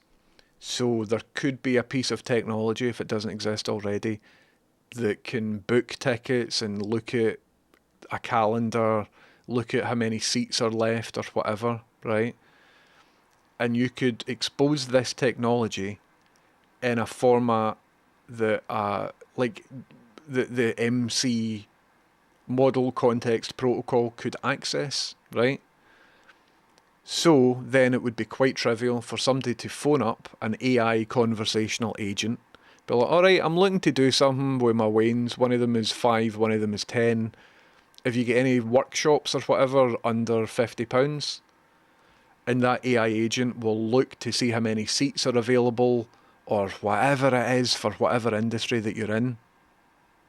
And in that context, it might be helpful, right? But you would be doing somebody out of a job who would usually work as a receptionist or whatever. But more and more, all of those jobs are being replaced by technology. However, in industry that I'm in, CGI stuff, graphics, information graphics, quite a lot of that is just data entry. And it is a lot of it just like booking a ticket on a website, you know. You go in, right, upload that image there, move it about a bit, take this information, put it on, file render, send it off for broadcast. Anything that doesn't require design skill and is just data entry, already we can do using AI or using machine learning processes or whatever else. And every day it's much easier for humans who don't have any training to interact with these technologies in order to achieve the same results but without having to hire a designer. But then on top of that, we've got these new technologies like Sora, for example. I don't have access to Sora, but that is an image generation. In fact, if I got access to this, if I got access to WhatsApp here, you need to see this video. I do. Wait till you see this video, right? So, I usually on stream will access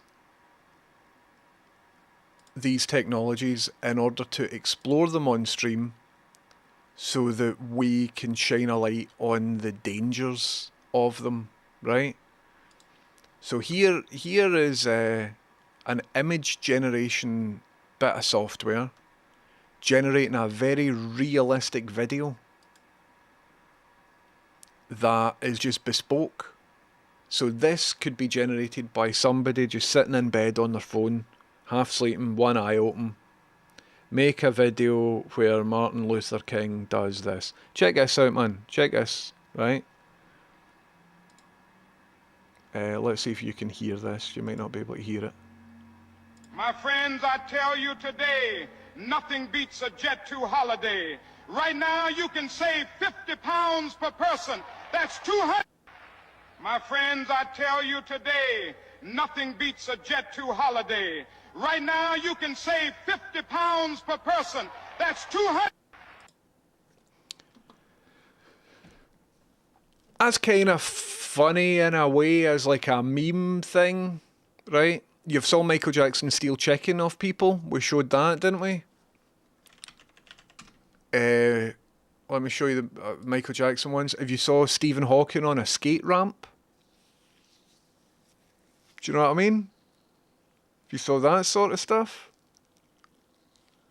So, all of that, right, might, you could argue, is used to make fun memes on the internet. Oh, fun memes and stuff. However, based on what we've been talking about with the 3D representation of bunkers that probably don't exist, if those bunkers look absolutely photorealistic, right? I'm not answering your question. You're asking how it affects workers and industry and stuff, whereas I'm talking about societal damages of it. How does it affect workers and industry? Well, it used to be, like, here's a job that I did, right, when I first joined the BBC. This took me about 2 weeks. We had a problem. So our local soap is called River City, right? And it's kind of like Scottish EastEnders. And in this soap, a guy killed somebody else as part of a storyline. And this was filmed months before. And they were going to broadcast it, but Ofcom, the channel regulatory people, said there's far too much blood covering the guy and that it couldn't be broadcast. So they were kind of fucked. They couldn't broadcast a thing that had been filmed. So they went back to the actor. They're like, right, we need to get you back in. We need to reshoot this. But the actor had a big beard because he was doing a stage show or something like that at that point. For whatever reason, technically, they couldn't reshoot it. So this is one of the hardest things that I had to do. There's an adage in visual effects where if you do your job correctly, nobody knows that you've done the job at all. So if you look at how much blood and stuff is on this guy's face, in the UK we've got something called the watershed. So before 9 o'clock, broadcast regulations are different than after 9 o'clock. So this would have been broadcast before 9 o'clock, and look at that. So I went in, so this is a before with the blood on his face, this is after. This was a lot of manual tracking, a lot of roto work, a lot of paint out. You see that? So it's exactly the same shot, but I went into it and fixed it for them. So here he's covered in somebody else's blood. There he isn't. You see that? So I did that manually. There still had to be some blood on, but there had to be like a Goldilocks zone of blood that could A, tell the story, but B, wasn't excessively violent. And like he goes out of frame and stuff like that. Oh, I remember this was hard, man. So he's got blood on his face, he goes out of frame. Look at that. Look at that. That's fucking good gear. This one was particularly difficult because the shot starts out of focus. Look at that, he's got blood all over his hands. Not anymore, he doesn't, kinda. All down his shirt, right? You can't tell here because the Twitter resolution is so bad. This shirt had a very subtle pinstripe on it. So I couldn't... Oh, it was hard, man. So all these shots... So that's the before... and that's the after. This took me a long time lots of swearing, lots of smoking cigarettes. Because it's literally his face, right? So see when you're doing visual effects, like, it's one thing to replace a background or whatever, but if you mess up a face in any way, it's very apparent, very, very visible. So it had to be perfect. And here, there's motion blur, he's fully rotating his head. And going out of focus. So that's the before. And that's the after. So again, still some blood on him, but not enough as to not be broadcastable. That took me a couple of weeks. That is a very sophisticated set of skills that I demonstrated there that I've been working on since I was about 15 years old. Nowadays, you could do it like that. That was only a couple of years ago. It was 5 years ago. Nowadays, you could do that in an hour. Pop, pop, pop, pop, pop, pop, pop, bang, out.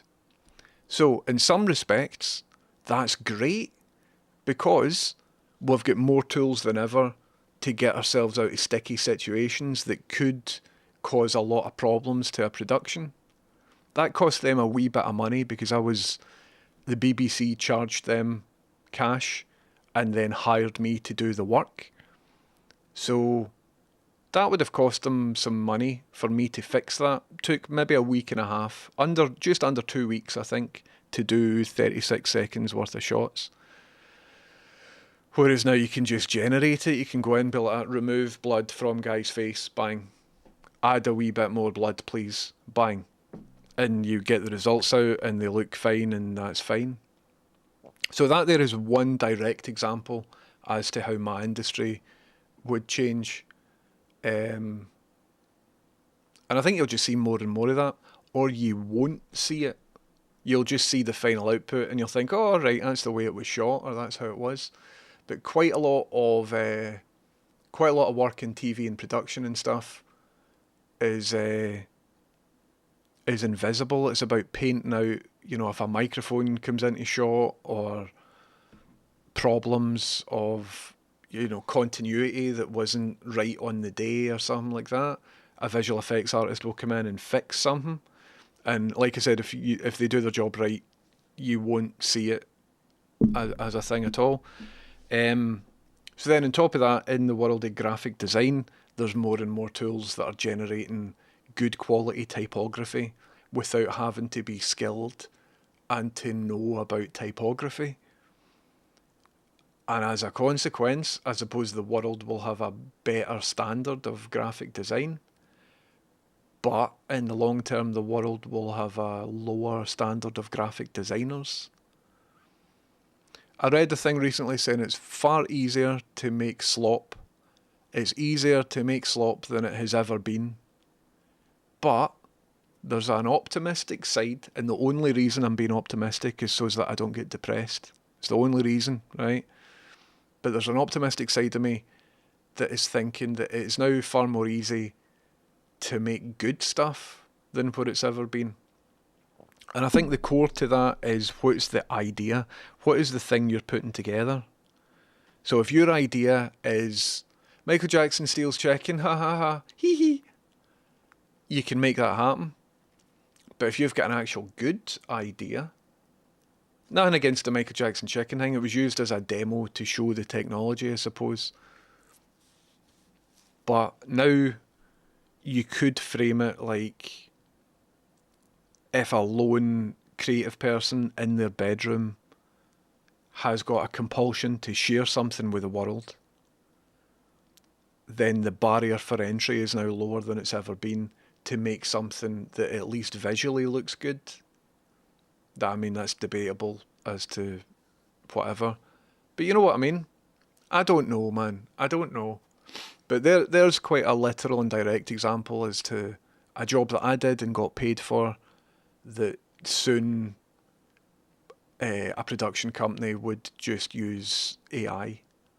And to be fair, if I was in this position again, if I was asked to do that again, I would just use the AI to fix the blood on that guy's face, because the results would be exactly the same, and I wouldn't have to go through a horrible process of labour. That was just manual labour, but applied to a very particular skill set that not a lot of people have.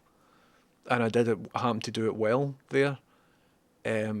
Whereas now you don't really need that skill set. It's a slightly different skill set that's got a lower barrier for entry.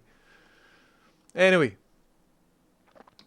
thank you very much for the poem feedback, Dolan. I really can't wait to listen to that. That's cool, man. Hello, Cat Bells. How you doing? Afternoon. As you mentioned in your poem, I saw a call for poetry submissions at a small Glasgow press. They're wanting poems to publish on postcards. So it made me think of your lovely Fred poem. Levin Street Press, if you're interested. That's cool, man. Thank you very much, Cat Bells. I wonder if that poem would make sense without me talking too much about the context of it, about the whole sessions and everything. I never saw myself as a poet, by the way, but, you know, I might submit it. Imagine I'm a published poet. That would be funny. Mostly about how the writing was good and how the feels were good also. Hello, Carla. How you doing? Sorry, I'm a wee bit behind in chat. Cat Bells, welcome in and thank you very, very much. Every single time I see you in chat, I'm reminded about how you carried me through Get to Work. Hope you're well, Cat Bells. Cat Bells, I'm new to you, but if you're a friend of Macaroni Prince, you're a friend of mine. Welcome in. How's it going? And thanks very much for helping me out with all of that. Imagine I could call myself a poet. That would be funny. Fucking, I've tried everything else. Machine Dream says, I'm sure the Maritime Museum in Irvine does Warhammer stuff. Maybe events as well. The boy that works there is sound, as we used to play WoW together. That's cool. That's brilliant. Pablo Diablo, how you doing? Pablo Diablo says, good news, just put a curry in a slow cooker. Yes.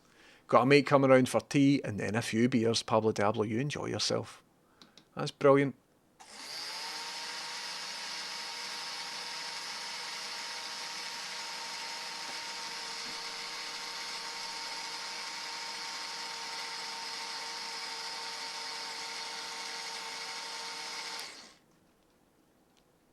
Goodness gracious. Mossface, thank you very much for 5 bloody subs. That's really generous and very kind of you. Thank you very, very much. Mossface there has just gifted a sub to Simbo Jimbo, to Future Pantalons, to Running with Wizards, to Olivia VFC, and to Scott Zero to do. If I've just said your name, it's because Mossface has just given you a sub to this channel for a month.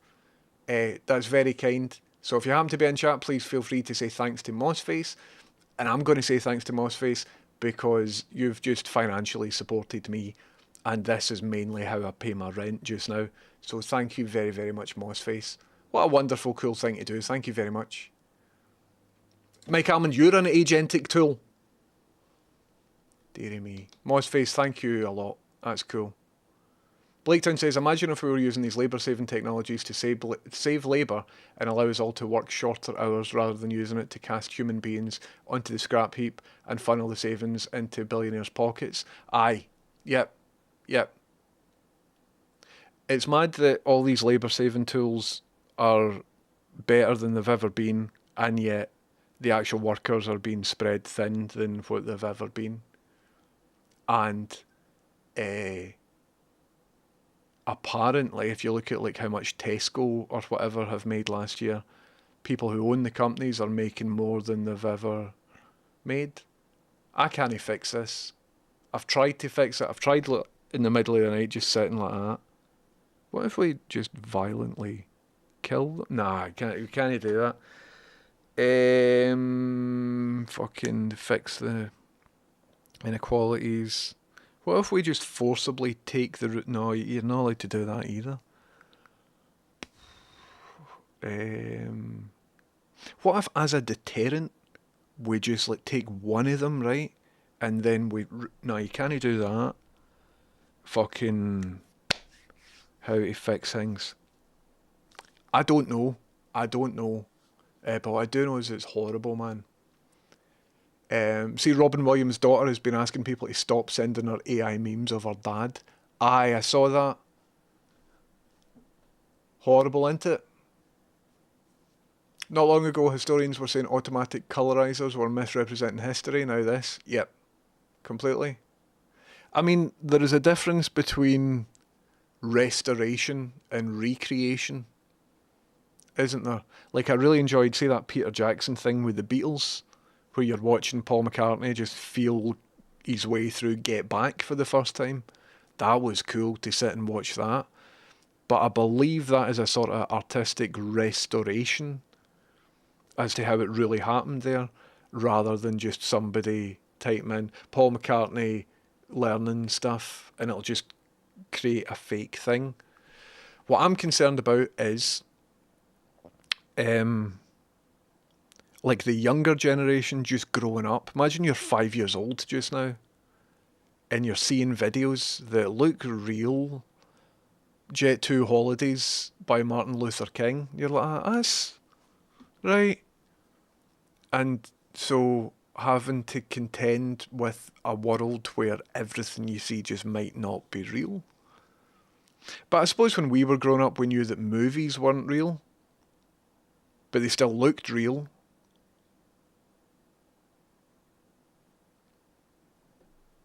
Don't know, man. It's just a big mess, isn't it?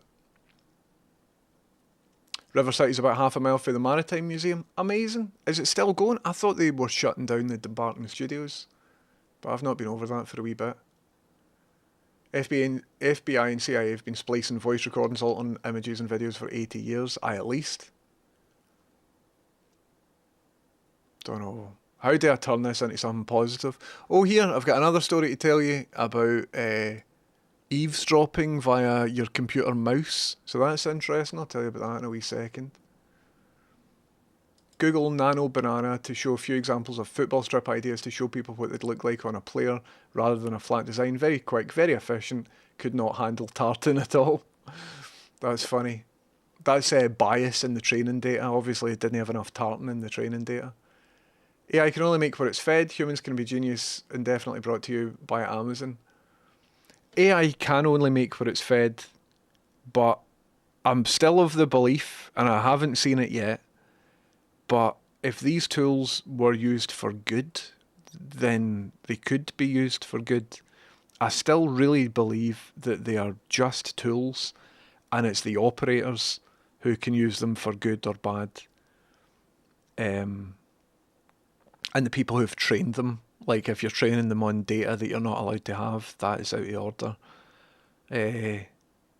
But there's part of me that's just hopeful, because we're not going to get rid of them. There's part of me that's hopeful that we can somehow grow or whatever. But ultimately, just like any new thing that comes out, like we've saw how the internet has been ruined in the past couple of decades. Internet used to be brilliant. And then capitalists have realised that it can be used as a tool to squeeze us. Internet isn't a bad thing. It is wonderful, sharing resources, everything else. But if all you've seen of the internet is Twitter, you might be convinced that the internet is horrible, but it isn't. So with all these AI tools, the majority of what we're seeing is crass, shitty stuff. But the technology itself is incredible. And so, wouldn't it be great if it was used to aid our ability to share stories, or to express ourselves, or to be creative, or to reduce labour, the type of labour that nobody wants to do? All of that would be wonderful. However, the way the world works is a capitalistic exploitation model that we've got. So as soon as anything powerful comes along, it will immediately be applied to lie and cheat and steal.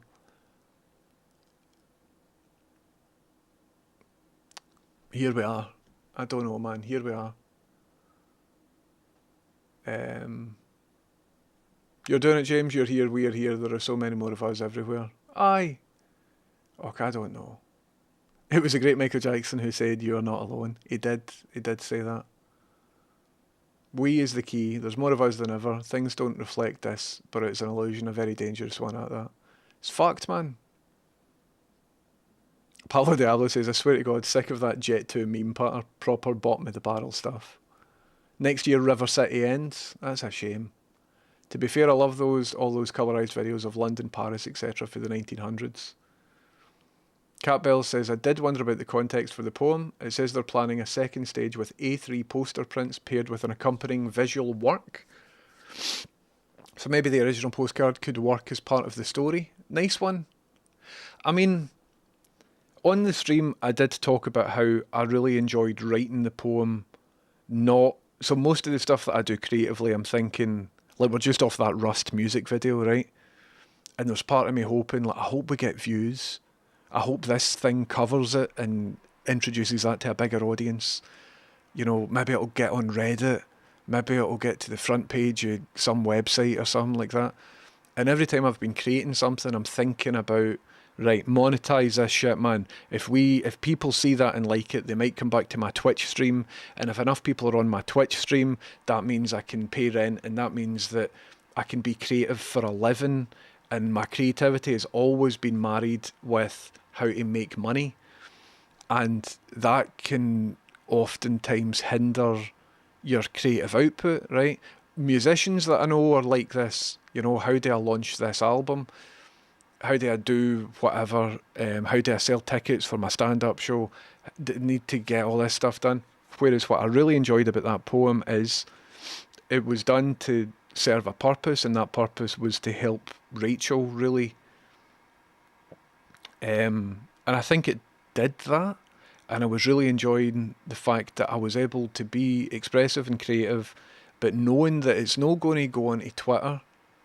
It's not going to go onto TikTok. If it did go onto TikTok, I would have to have like 5 minutes before saying, right, okay, so here's the context for all it. It was a poem that's designed for one person, and it served a purpose, and it worked, and it was good, and it really helped me as well. And for all of that, I was reminded that I was like, creative expression is far more powerful than just living in the context of capitalism, innit? Anyway, I learned stuff there that, you know, I sort of knew from being a young person making stuff, but have since suppressed. Terrible Clunt, thanks for the hydrate. Going to hydrate myself by drinking one of my remaining vices.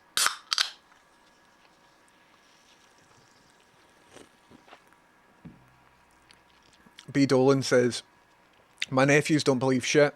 I can't convince the little motherfucker that Teslas have caught on fire no matter how many news sources I show him.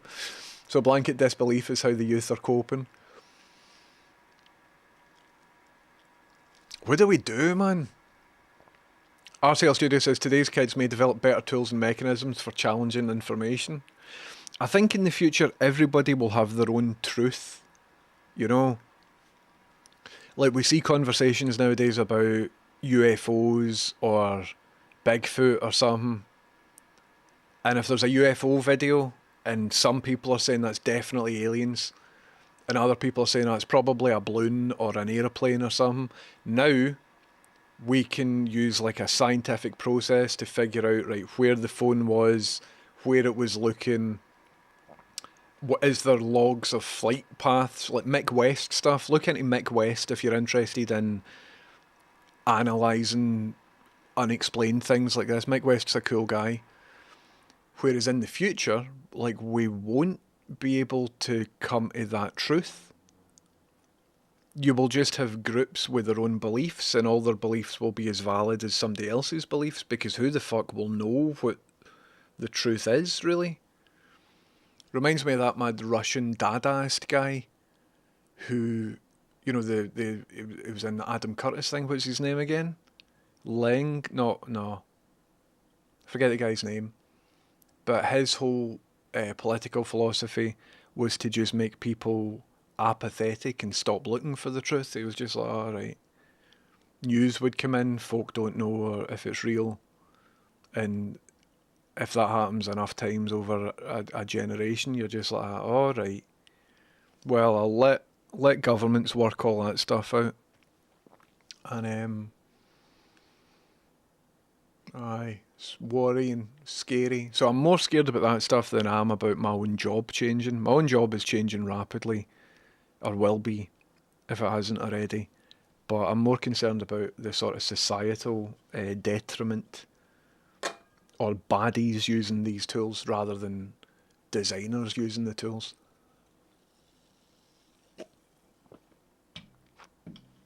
But we'll see. We will see. I've got faith in young people. A lot of folk don't. Simba Jimba says we could do a lot of cool stuff with the technologies we have now, but we do evil with it instead. Yep, totally agree. Taran Ostra says, I worked on an AI project that Google mapped water scarcity on Barbados for infrastructure planning. AI can be used for good. AI absolutely can be used for good. There are people sequencing like biological stuff to find cures for illnesses and things I've looked at. When AI starts to find information in our genome and stuff, that could be used for good, for medical reasons or whatever. It could further particle physics or all of that, you know. But if it does, will that just be used to make bigger bombs, you know? I think it's time we just get rid of all the baddies, isn't it? But I don't know how we do that. What incentivises the baddies? It's all to do with money and scarcity of resources. Are these baddies born baddies? I don't know. It's like trying to read a billboard when you're this close to it. Feels like you need to just zoom out, man, and see everything as the one thing. I don't know. But that's cool that you worked on that, Taran Ostra. That is cool. We're old enough to see how people can be abused by AI, but too old to see how smart young people are against being coerced. It'll work out in the end. I hope it does, but it's certain that a lot of people will be disenfranchised by this. I'm certain of it. Kids are funny. I try to just tell them stuff and they'll just say 6'7". I mean, maybe the 6'7" thing is in of itself, because the whole meme of 6'7" is that it's meaningless. That it's a thing to say that just doesn't mean anything. 6'7", I think. I'm an old guy. Please correct me if I'm wrong about that. So, in a lot of ways, 6'7", as young person patter, is slop. It's just there as content, but without any substance in it. You know what I mean? So I wonder if that's ironically self-referential, or if slop itself has infiltrated the patter that we use when we're communicating with each other. Hello, wee shed. I figured the lights out. Just turned them off and back on again. First time hearing about 6'7", no clue. Young people, we'll just say, it's just like young people patter nowadays. 6'7". It just doesn't mean anything, but is a response. Somebody says something, you're like 6'7". Doesn't mean anything. I've not heard it in context yet, because I don't hang about, I don't have any children or anything like that.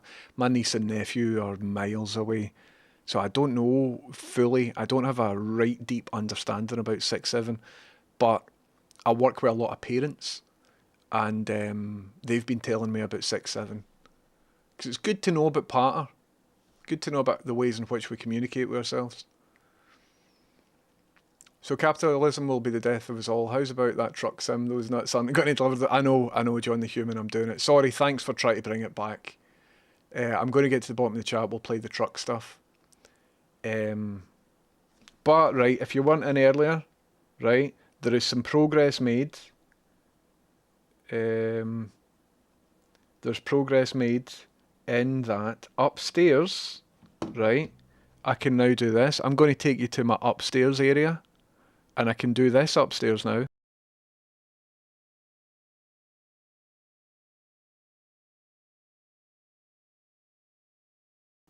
I can put the light on. And In addition to that, I can also, upstairs, put this background light on. Check this out.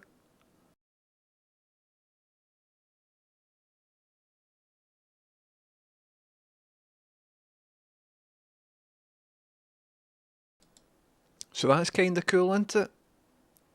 So what I would like to do is configure that so that I can say to HAL, or it'll probably work automatically, anytime I'm doing a loft stream, all the lights will go off if I'm not upstairs. If I'm upstairs, all these lights could go off, and the background ones as well. In addition to that, I got a cheap plug thing which knows when I'm using it for stuff. So, if I'm soldering something and I'm not upstairs but the soldering iron is still on, it can switch it off and send me an alert, give me a row saying, oh, you've left that soldering iron's now been on for 15 minutes and you haven't been upstairs. And I'll be like, oh shit. It could switch it off for me if I accidentally go to the shop or something. I'll be able to remotely switch off, or it could do it on a timer, things like that. I'm quite excited about stuff like that. It could obviously go evil and then turn the soldering iron on when I'm fast asleep, couldn't it, Hal? He's in a mood. He's just heard everything that I've said about AI. He's not talking to me today. Gibbs says, I have a couple of Jetson Nanos if you want them for projects. Gibbs, that would be fucking cool, man. I was looking at Jetson Nanos for use in R2-D2. Because I'm still going to finish R2-D2 at some point. But that's cool, man. That's very kind of you. Why did you get them? I looked at them for a bit. Were they not quite expensive? I looked at them and I was like, I might buy one of them because you can do onboard image recognition and stuff, can't you? Like YOLO stuff. So machine learning but on hardware. That would be class, man. Eddie Contro says, today's news is all those ropey VPN services that are using malware and stealing folks' money totally off the back of the Wankin Charter or whatever it was. Aye, so that Wankin Charter has also, basically Discord got hacked and something like 50,000 or 70,000 accounts have been compromised and the data has been leaked. So specifically the data that is leaked is people who have had to verify their identity on Discord as part of a help service. Correct me if I'm wrong about this. Please read it. I don't know all the ins and outs. I've just read a couple of headlines. But as part of a help service on Discord, like if you get locked out your account or whatever, what they will do is ask you to like hold up a sheet of paper with a number written on it as verification that you are you. So I believe that all of those photographs of people verifying themselves, if you have done that on Discord, then your information might now be leaked and online somewhere. So that's cool, isn't it?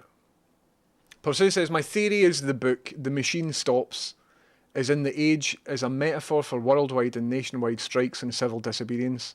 We know the web can be worthless, manipulative pish. We are now the machine that keeps the system going. We are stopping. I think that there is something that would cause real radical change. And that there is explicitly why, at least in the UK, protest is now becoming criminalised to the point where somebody got arrested for holding up a magazine that you can buy in shops. Yesterday or the day before, somebody just held up a magazine, and because of the headline on a magazine, that person was arrested and taken away and disappeared. Kenzo says, Mick West has a secret funder who pays him to debunk. Super sketchy. West refuses to reveal who pays him. Kenzo, do you believe that? I'm going to run away before he sees my Mick West comment. Kenzo, I'm up for, you know me, man, I'm up for finding the truth out. But do you think that the CIA are paying Mick West to debunk? I don't think that's true. Not a jockey, how you doing? Thank you very, very much. Welcome in, how's it going? Thank you very much, Not a Jockey, for your sub. I hope you're doing good. But that would be cool. Sub-Zero says 1984 has people rewriting history books. They know it's false because they're the ones rewriting it, but what they're overwriting is its own propaganda. Aye, what if instead of rewriting history books, we're just making video? Like Trump already has banned certain history books when it comes to like the origins of America and the history of like different black movements and stuff, hasn't he? So if instead of being banned to find out the information about things like that, things that whatever the current regime don't like, what if instead of censoring that stuff, they will just manufacture lies about that stuff? You know? Here's Martin Luther King kicking puppies or something. And then young people, when they're first learning about the guy, see that and be like, oh, he must be a bad bastard. All right. I don't know, man. Are you not an expert on Italian brain rot? How did I get here? I see it says 6-7 is basically slang for we know a meaningless slang, but you don't know it's meaningless. So it's meaningless that we know something that you don't. I see, I understand. 6-7 makes Skibbity look like bloody Wordsworth. Listen, I think Skibbity Toilet has got artistic merit. I really genuinely do. I think it is strangely compelling, and I think it's a sign of its times. And I think that's cool gear. I've just been fooled by a WhatsApp promotional message. I thought it was from my employer. But it isn't. Sorry. Disregard. Disregard. I got a WhatsApp message saying, your new schedule. And it was like a photo of a finger pointing to a screenshot. And I thought that was my scheduler in work telling me what it is. Clicked through and it was some promotional thing for new features on WhatsApp. Carla says, I've been looking at lights for behind my monitor and it's been driving me mad. Jeb told me to stop wasting my time and just get Philips Hue bowl light. Philips Hue cost money, don't they? Philips Hue is quite expensive. Carla, are you looking at a light for behind the monitor that will light up in the colour that the monitor is currently displaying? So if you were watching this stream on my monitor, the light behind that part would be purple and the light behind this bit would be red, because as a viewing experience, it does really enhance the thing. I think that technology was originally called Philips Ambilight or something. That was kind of cool. But you either buy the dear one or you spend a long time trying to build stuff that breaks consistently.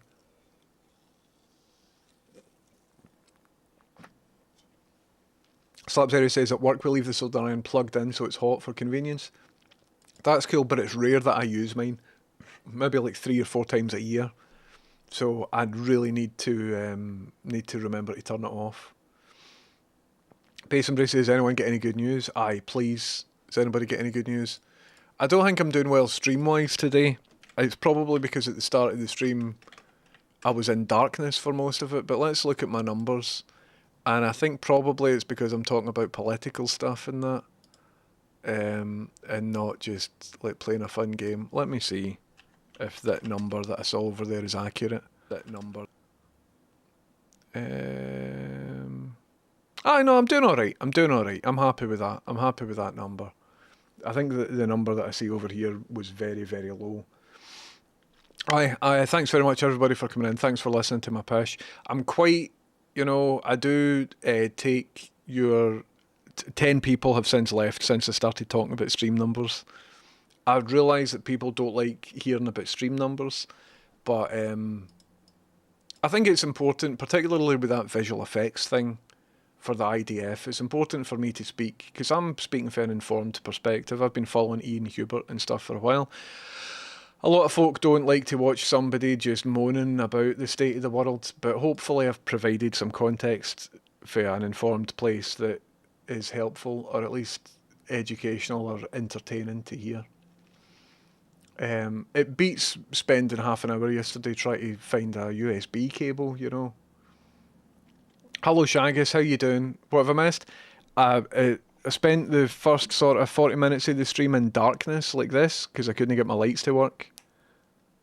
So that was good. That was really good. And then I got them to work, and then I've just been moaning about AI and the IDF, basically. The IDF used 3D assets from the Scottish Maritime Museum's website in order to generate propaganda videos that justified the bombing of different civilian buildings. So that's cool, isn't it? Game devs were looking to Discord as a means to have VoIP in their games to remove the liability under the Online Safety Act, so that's class. Oh, brilliant, that's cool. John the Human says, I've got little Hue bulbs inside small globe lamp shades from B&Q. Same job and a fraction of the price of the Hue devices. That's interesting. That's cool. I remember where I was when Skibidi 911 dropped. I've not seen Skibidi 911. Carla, what is your... Oh, aye, no, you did say... So, Carla, when you're talking about lights behind your monitor, are you looking for lights that will be a colour and then you can change the colour from like purple to green or something like that, maybe just using an app? Are you looking at that sort of stuff? Or, because it's behind your monitor, do you want the lights to change colour based on what is on the monitor? You know what I mean? Is it just you want coloured lights in your house?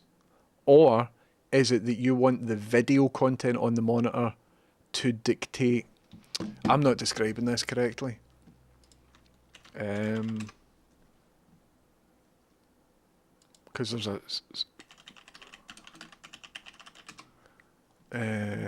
I'll show you this. So is it this you're after? Where if there's blue stuff on the screen, the light is blue. And then if there's that do you know what I mean? See all of that? Because that does genuinely improve your cinematic experience. So if it's that you're after, that's a bit different. But if it's just coloured lights, then you can just buy bulbs. Get yourself to Costco and you can buy... just get a lamp or whatever. Or you can go onto Amazon and like all of these were about £15 each or something. Not so fast regarding colour changing for ambilighting, but it is nice. I'm mostly in the office for video calls, to be honest. Everything I'm finding are LED strips that look like they'll set a light. I see most LED strips are kinda the same technology, right? So LED strips tend to be WS2811 or WS2812 components, right? And they're just like the wee squares of LEDs. You get them on a strip. I've got a big roll of them upstairs. And the vast majority of people selling these are just using the same components. So what is different with it all is the bit that the power plugs into and the bit that the lights plug into the other side, the controller board. And if you want, you can make it yourself, and you can get a controller board from Amazon for about £8, right? If you want like a bespoke solution, LED controller. So you could get something like this, right? £8.99. Let me see if my postcode is getting doxed. It's trying to dox the first half of my postcode, so I will cover that up. But you can get something like this. So it's £8.99, and you plug power into that side, and then you plug your LED strips into the other side, into here. And then this bit in the middle allows it to be on your Wi-Fi. So that means that it'll come with a wee app. Don't know how good the app will be for this one, but once you've set it up, you might be able to connect it to like your Amazon devices if you've got one, so you can be like that. Computer, set the mode for my studio to work mode, and the lights will come on sort of bright blue, bluey white, or you could say make it cinema mode, and they will go to the preset that you've decided for them. That's a wee bit of messing about though. You would need to physically buy some LED strips, cut them to size, get the wee joining bits. But if you're looking for a really neat solution, particularly if it's behind your monitor, that means that you can sort of cut them to size and adhere them onto the back of your telly or your monitor. But it's a bit of messing about. Another option, if you've already got a lamp that you quite like, is just to get an LED light bulb. And there's tons of these, man. So one of the technologies would be like Tuya, Tuya, right? So if you go onto Amazon, you type in Tuya bulb. You can buy them. What's a reasonably priced one? You get different types. You get ones that are really good at white light. Is my postcode here? By this is your sort of pattern here. Some of them are bayonet mount, some of them are Edison screw mount. And you just stick them in a lamp. And similarly, they also have an app. And once you set it up in your app, you can then go onto the app and you can say, you know, I want this to be red. Look, I'll show you. Show you the very thing working right now. If I go into this, so that light over there is currently white, changed it to blue, can make it red, you know, you can do that sort of stuff. To have chat change it with channel points is a wee bit more involved. So that is what's happening over there, and that can just live in a lamp. And that's dead easy to set up. You don't need to make your own thing. You don't need to worry about a power supply or anything. But it is just a lamp behind your telly. So whatever light throw that will have is just what can come from one light bulb. You know what I mean? Or you can buy a floodlight, which I've got one up here and one down here. And again, the interface is just the same. These look like this. So these are particularly good for casting light on a wall, which I'm doing here. So you can see a hotspot. These are two different colours. There's one here and there's one here. And they are, what, about 20 quid? What you need to watch when you're buying one of them, though, is some of them are Wi-Fi, some of them are Bluetooth. And if it's just for your own usage, I suppose either one of them would work. But if you're going to integrate it into other stuff, like if you've got a Amazon Assistant or a Google Assistant or whatever that you can talk to, the Wi-Fi ones are a wee bit better at interacting with them. So again, you can say, okay, turn everything off now, and it'll turn it off. And if you use Amazon or Google Assistants, that'll do most of it. Some of them work with Apple HomeKit as well, but I've not really looked into that myself. What I'm doing is a bit more advanced in that I've got a home server that all my lights talk to that. And I wouldn't recommend getting into that because it's a pain in the arse.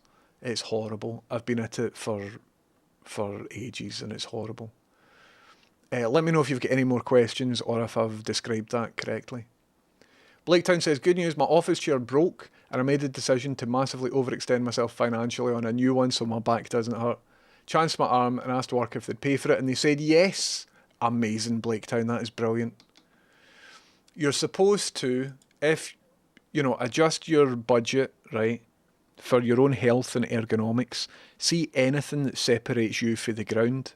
Your shoes, your chair, your bed, right?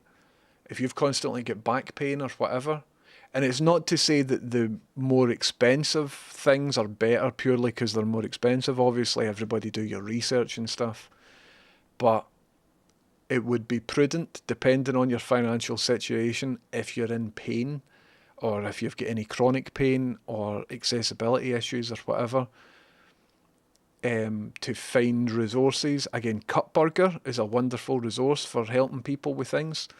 If you're in this community, you're eligible to apply for money. But stuff that separates you from the ground is usually worth buying things that aren't the cheapest of cheap crap. Nino says, I've got the Crompton smart bulbs around my house, controlled by an app, and can get some that change colour. Very good and very reasonable. Brilliant. Amazing. That's cool. Nino says, oh, Hyper HDR or Hyperion for building one of those Ambilight clones. Interesting. I would really like to get a new television. The telly we've got is a bit rubbish, but I don't have telly money right now. Nino says, or the other thing I got was one of those sunset lamps that makes a colourful circle. I've one behind my TV for light. It does fight the TV. I saw them on TikTok or Instagram or some ages ago, and it does look like a cool thing. But I was never sure. Never, ever buy any of this stuff from Temu. Temu, low quality, bad stuff. You will be defrauded.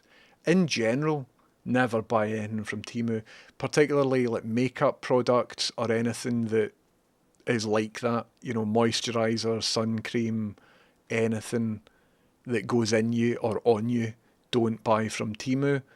And I would be very hesitant to trust any of their electronics as well. But places like Amazon and stuff, they've got a really good return policy and a good rating system, ethics aside. SK6812 is my go-to as it's RGBW. Got a few set up with WLED. Nice one right here. Are they the ones that Adafruit call Micro Dot or something? That's some cool new LED technology. I'm into that. I'll need to buy a roll of SK6812. Have we go. I wonder what the CRI index is like on the white light. Cool. Have a wee shufty at them. I have the Tuya app with various different lights, sockets, etc. from different brands, does them all. Cool. The only ones that my Tuya app hasn't... So I use an app called Smart Home. I mean, most of these apps are kind of the same. Takes a wee bit of fannying about to set it up, but once it's all set up, it should do the job. Is Rachel still pleading with technology to get lights on like Scotty in Star Trek when they go back in time? Aye, she is. This morning, she was asking the light in the living room to switch on, and it woke me up. She's like, big light on. And it's like, there are multiple big lights. Do you want the living room big light, or the studio big light, or the bedroom big light? And she answered, living room. And it's like, living room cannot switch on. So she's like, living room big light. And so she was back and forth for ages, and it just didn't do what she wanted it to do. So she's like, oh, for fuck you, she said. And then she put the lamp on. But by that point, I'd woken up, got my phone out, got into the app, and like 20 seconds went by before I was able to turn on the living room big light. So it did eventually come on, but the timing was comedic, so she didn't know that I turned it on. She just thought the computer was being was messing with her. That when she figured out another solution, that the main... It's horrible, right? But have I got any here? I've got a wee device that I was going to install when she's away that allows the flicking on and off of a switch in addition to all this other complicated stuff. So the problem is right now, I've no designed it all right. It's still a work in progress. So that's what I was going to do today. But I woke up far too late because I couldn't get to sleep last night. I've nice LED strip bias lighting on the back of my TV, but I couldn't be doing with the colour strips that mimic action or colours on screen. I've found it improves the cinema experience. It definitely does. It does add a wee bit of latency. I don't have it in my house, but I saw a telly where it's set up and it was cool. It's kind of like being at the cinema where the light of the screen lights up your periphery and it makes the image a bit more immersive and interesting. If you've got any type of light behind your monitor, it will improve your perceived black values of the monitor, so the image should look richer depending on how you've set it up. Carla, you know how to DM me, and you know how interested I am in talking to people about technology. So if you've got any questions, even if you don't know the words for the question, because a lot of this stuff is all jargon and things, and people selling you stuff will lie to you as well. So if ever you've got any questions about any of that sort of stuff, chances are I've bought what you're considering, or have at least looked at it, or whatever. I love to talk about this stuff, so give me a shout, man. Like, I will help you get a good solution. Bowdy says, good news, just finished grinding out my company mandatory yearly training. Cool, Bowdy, that's good. I hope it wasn't too exhausting. Bung a bulb into an existing lamp works a treat. Aye. Depending on what you need, that might be a good solution. You know, if you're looking for a creative writing project into this topic with your experience would make a good blog post. Shag a switch topic about lights and stuff.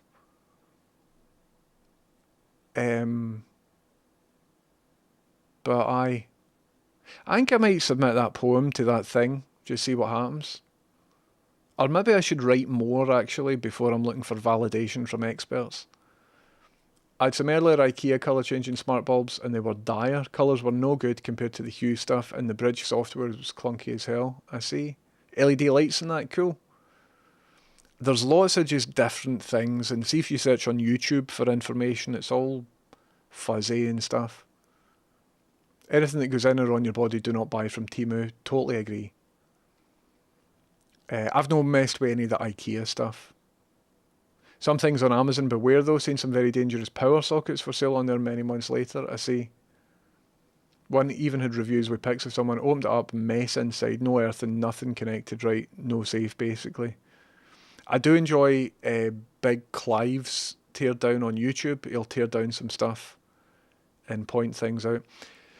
Just when we were talking about IKEA there, IKEA are very good for USB phone chargers and things. Very reasonably priced. If you're looking for a USB charger for anything and you happen to be in IKEA for what they're charging for, the safety rating and stuff on them tend to be really good because IKEA are selling you furniture made from compressed sawdust in it. So fair enough, there are flame retardants and stuff on there, but they particularly don't want your phone charger going on fire, I think is the logic.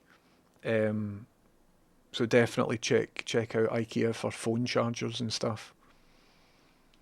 IKEA rechargeable AA and AAA batteries are great. Same factory as the Eneloops. I didn't know that. That's cool. Aye, Big Clive's great, man. Scottish technologists represent. Mitzi has got Philips and Whiz lights. Cool. Amazing. Rewild says, submit that poem. It was good speaking as a published poet myself. Cool. I maybe will need a wee paragraph for the context of it. Big Clive took apart one of the Amazon available ones and yeesh, not good. Aye, totally. I really recommend Big Clive on YouTube for learning about how electronics and stuff are put together. 100%.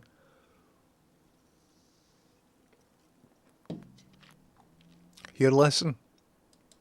Who fancies driving some stuff from one place of the country to another place of the country via European Truck Simulator 2? Do you want that, everybody? Now that I've sort of got my lights working kind of a wee bit. Little Nightmares 3? Little Nightmares 3. Available October 9th. Today? Little Nightmares 2 just came out, like... Is this the same thing that I'm thinking of? Oh, here. Add that to my wish list. 9th of October 2025, that's today. It's 34 quid though. Deluxe edition's 50 quid. Did you see this, folks? I quite enjoyed Little Nightmares and Little Nightmares 2. But I'm not spending 30 quid on a computer game. You know what I mean? But I didn't know that was coming out. I really enjoyed playing through that. But I might wait until there's a Steam sale or something. Oh, I don't think I've played Little Nightmares 2. Or maybe I did. No, I think I did, but on Epic or something like that. I think I played Little Nightmares 2. But 3? Anyway, let's get the trucking on the go. Go to the library. Go to Euro... A Truck Simulator 2. There we go. Play that. I know how to set it all up and everything. Good gear. New controller debacle incoming? Nah. It's totally fine. Little Nightmares 2 is co-op? That's cool. Do you know who loves Little Nightmares? Dando. I would love to play co-op Little Nightmares with Dando. That would be incredible.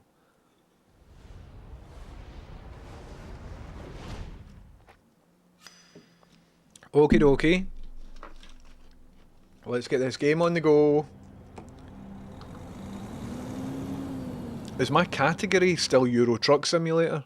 Have I been streaming all this time in the Euro Truck Simulator category?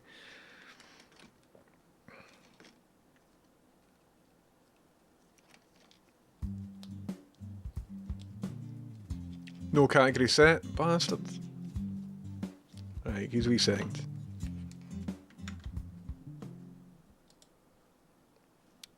Where are we? Twitch.tv, Stream Manager.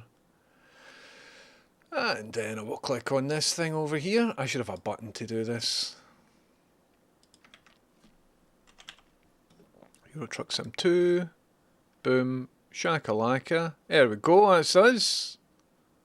He's looking forward to this, folks. I'm looking forward to it. So let's just continue our career. No, not change career. Continue our career.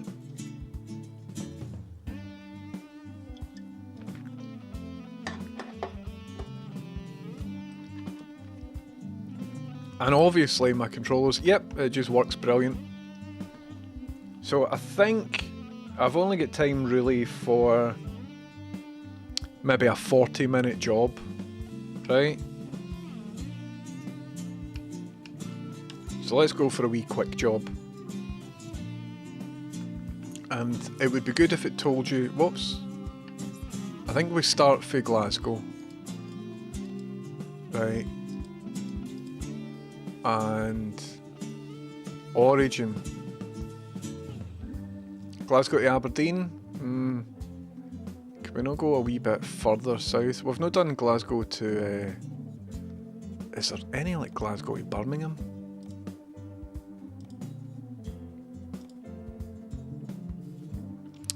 Carrots, man. In memory of Fred, we are going to deliver 16 tonnes of carrots from Glasgow to Newcastle, right? Because Fred loved his carrots. Get busy trucking or I'll get busy... I was a wee bit glitchy there, wasn't it? I was a wee bit glitchy. Okay, everybody, so let's remember how we do this. Press the phone key to rest. I guess I need to rest. Oh, fuck, all my time's now buggered. I shouldn't have rested. And now it's late. Shite. Use the phone key to stop the engine. Why do I want to stop the engine? Have I got my... Oh, I don't have my cargo. What's going on here? Where's my map?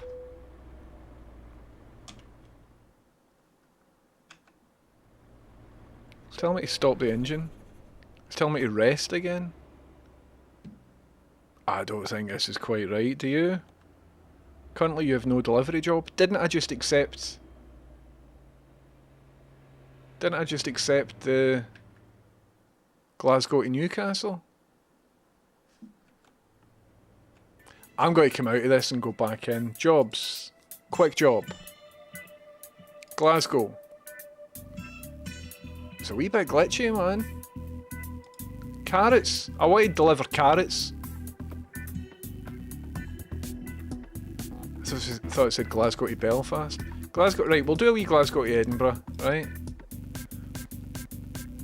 Listen to that. Did you hear that?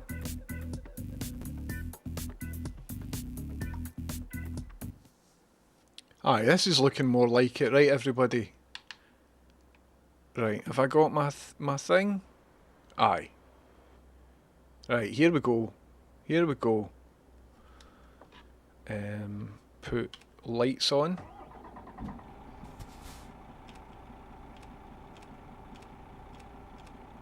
Can't really see my lights. And let's make sure I know where I'm going. So that's the exit there. So let's easy does it. Easy does it. Here we go. That's where I'm heading there, right?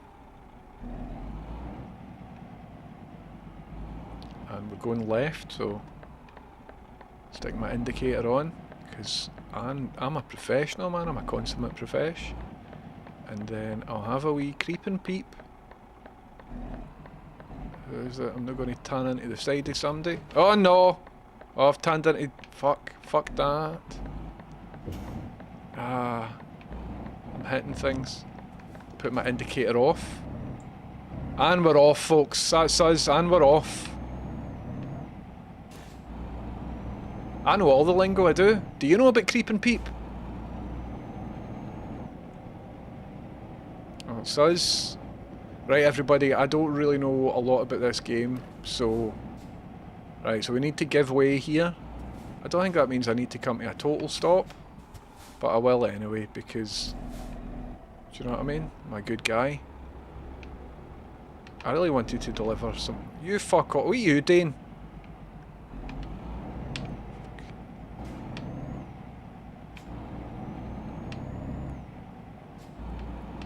Here we go. I've only got half a tank of petrol, but I think that'll be fine. I'm only going to Edinburgh. I don't really know how it works. Right, guys, that's us, we're off. Still not turned on recentering. How do I do that?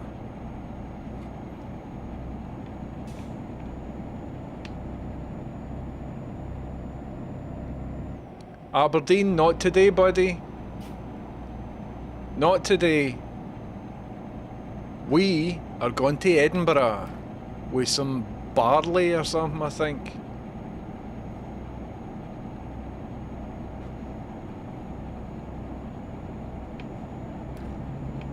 Oh, I think I'm on the hard shoulder. It was vibrating a wee bit there. Not the hard shoulder, the line. Okay. Are you still in? That's where you drink Coca-Cola as a wee boy.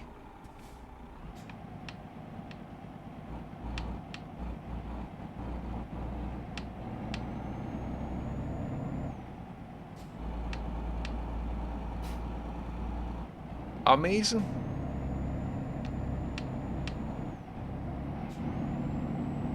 Here we go. Easy does it. You gonna let me out? Oh no, this is its own lane, we're fine. And we're off, look at... Oh, fuck, what happened there? It's a wee bit rumbly. Oh, we're on the M8, lads.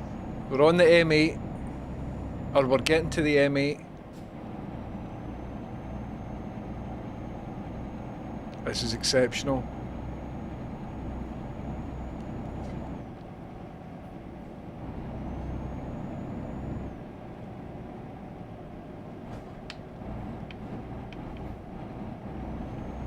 Here we go.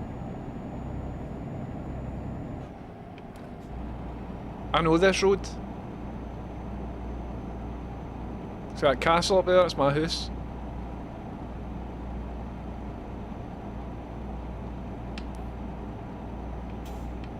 Does this mean we go over here? I didn't indicate and I just trusted. I think the arrows mean yep, here we go. That's me joined properly now.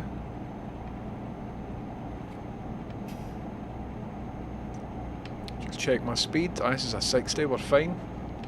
We are absolutely fine, we're doing good. It's good weather for it here today as well. wonder what service station that is. 100% Mac. Big Daddy Cool himself.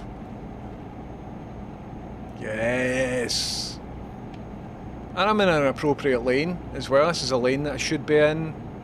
Haven't hit into the side of anybody. Sort of went over the line there because I got distracted because of that idiot. But except for all of that, a balloon. You see that? Oh, maybe going a wee bit too fast, but right, not hitting the speed limit. So straight ahead for Edinburgh and Newcastle, because now they're in the same direction. So straight ahead for them. And looks like I need to merge. But there's a guy on my right and there's a policeman. Right, so hurry up. Overtake me then, dick. Alright, well, go fuck yourself. Yes. I think he let me turn there. Because I indicated and I was waiting on him overtaking me, but he never. So that's good. He paid attention to my indication. Oh! Right. So what do we do here? I need to indicate leftward. I think I know this wee bit of road, or I know a wee bit of road that's like this. But motorways all look the same though, innit? So maybe I'm talking shite. Look at me indicating. Stick some tunes on. I would, I think, be a wee bit overwhelmed. Hello Luna, how you doing? You could briefly rent a Goodyear blimp on Airbnb. That's amazing. Oh! I need to stop reading chat, man. Nearly doofed into that boy there. Sorry.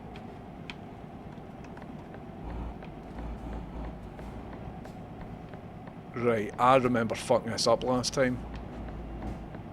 So maybe I need to like take it wide. See, that doesn't sound good, does it? That did not sound good. Whatever that was, still got my indicator on. But let me tell you something, I really enjoy this game. Really, really enjoying it. Do you know, we maybe could stick some tunes on, right? We could go out, we could put some Glasgow tunes on and get a DMCA.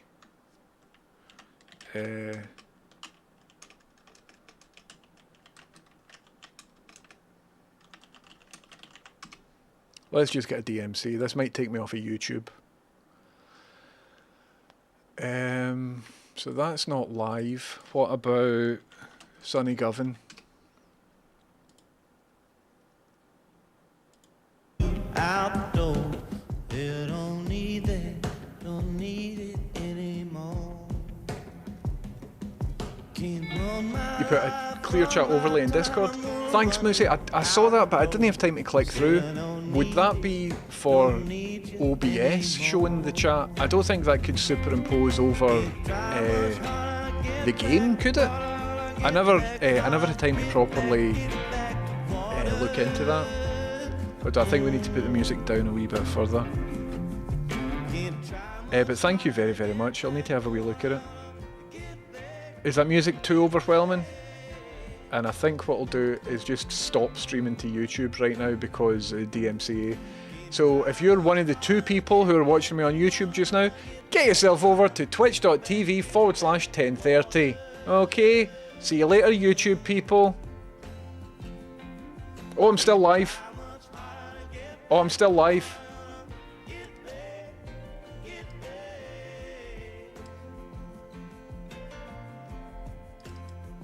Don't really know how to do that. Don't really know how to do that.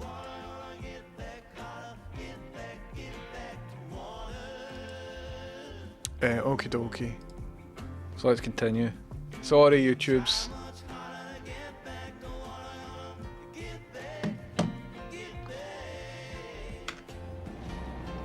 Oh!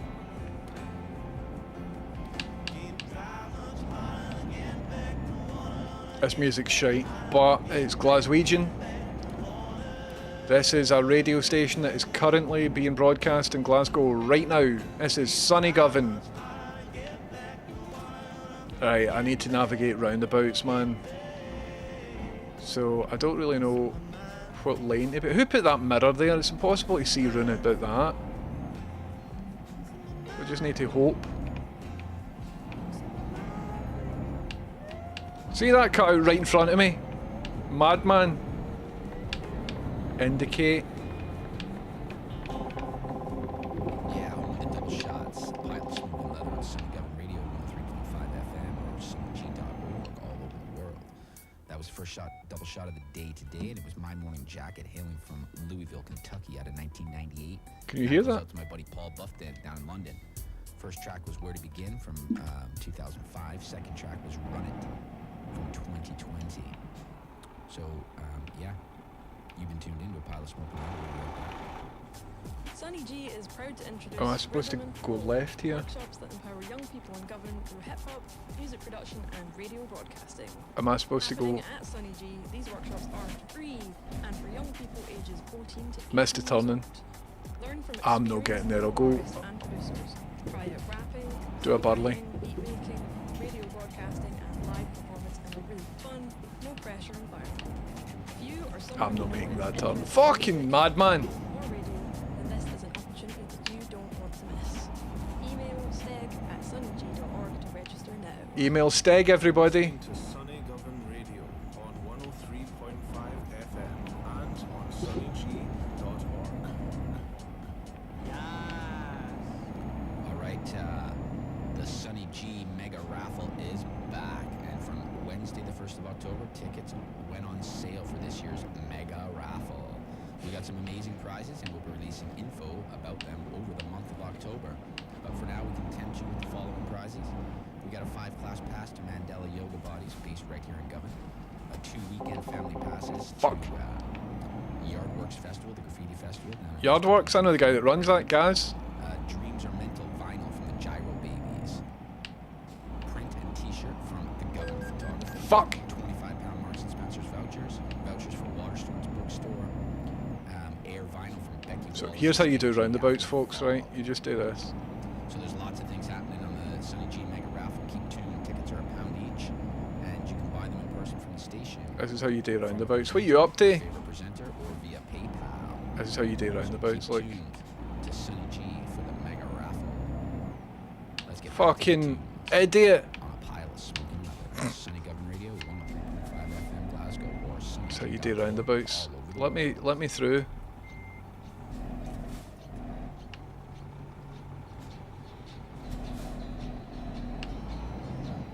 Right, I'm going to drive proper rather than banter drives from now on, right?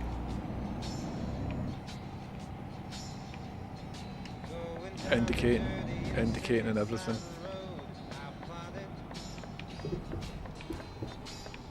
There we go. That's us. No XP, thanks. There we go. That's us. So what I'm going to do is maybe go in and turn down all of the volume for the music, so we can just listen to Sunny Govern.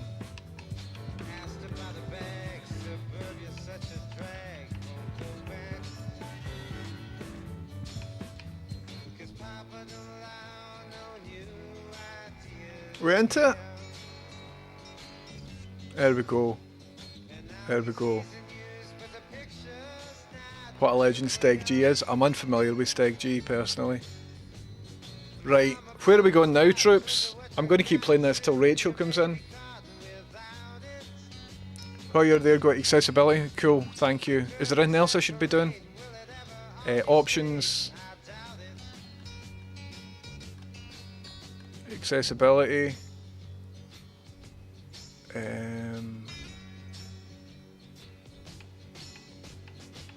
Let me know if the volume of the game, the radio and my voice is all good. Steering auto center. So I've got steering auto center. Can anybody see this? Physical camera movement, physical camera, interior camera, auto camera centering delay. 2 seconds. Is that good? Interior camera zoom mode. Right, I think all this is good. steering camera rotation. Stick that on, see what that's like.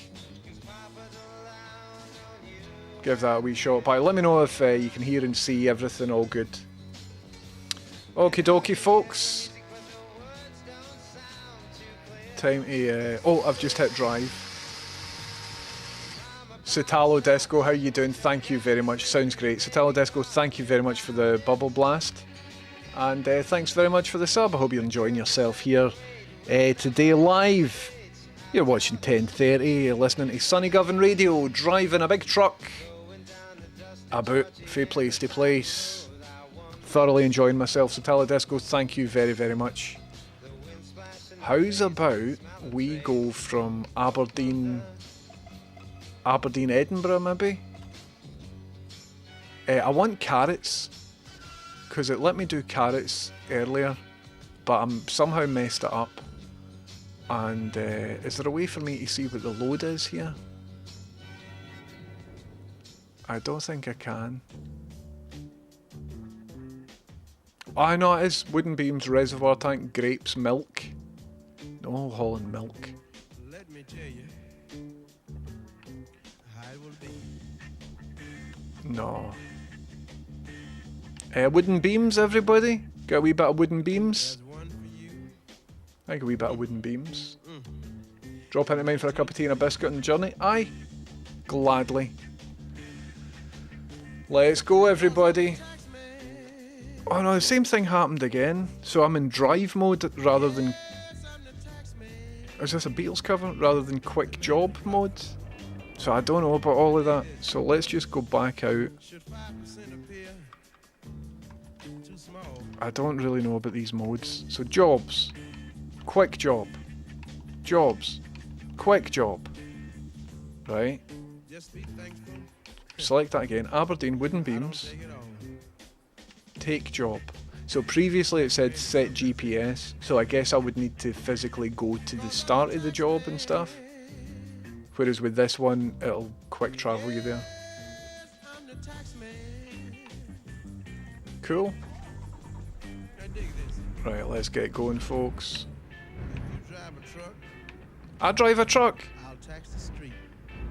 And if you try to fix it, I'll tax your seat. Here we go, lads. Cold, I'll tax the heat. If you take a walk, and this is awful, I'll tax your feet. Right, so we're going right here. 'Cause I'm the tax man. He's awful. Right, wait for all of these idiots to go past me. Right, I'm going after this guy, right? You.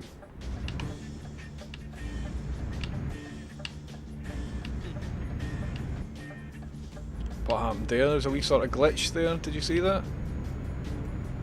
Pay some more. I hope that was fine. I'm just going to assume that was fine.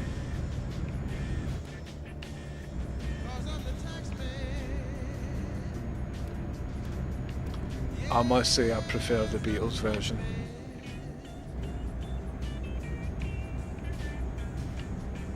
Here we go, folks. Now my advice for those who die, this is awful.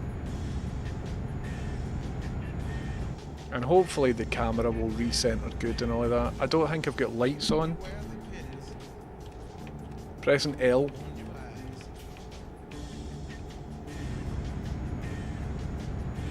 Can't really see the benefit of the lights. So I need to slow down here because I'm turning right. Get the indicator on, man.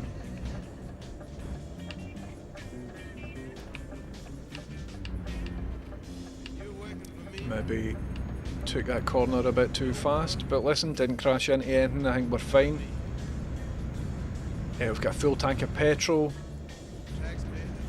Everything's just brilliant. Everything is just brilliant. What is it I'm carrying again? Wooden beams? I don't even know, man.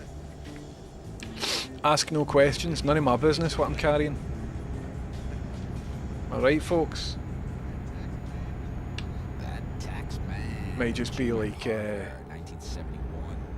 A little bit a of big, vibes from the bong in the beginning there, eh? Cypress Hill. Doom, doom, ch, doom, doom, ch, doom, doom, ch. Big trailer of shotguns, man. And before that, we had Inner City Blues from Rodriguez, 1970. Just coming up now to one of our feature artists, Billy Strings, for all the people going to Billy Strings tomorrow night at Royal Albert Hall, and anybody lucky enough to be heading over to Dublin to see Billy on Sunday evening. You seen Billy Strings at Royal Albert Hall tomorrow? This is some dastardly music, this, man. Feels like I'm running for the sheriff.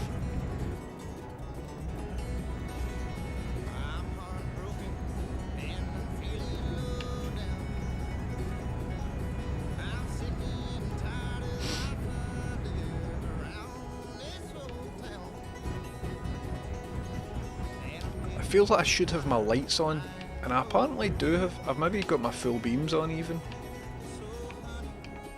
Oh, look at that. Oh, I don't like this. Oh, that's even worse. Fuck. Fuck. Oh no, there we go. That was scary.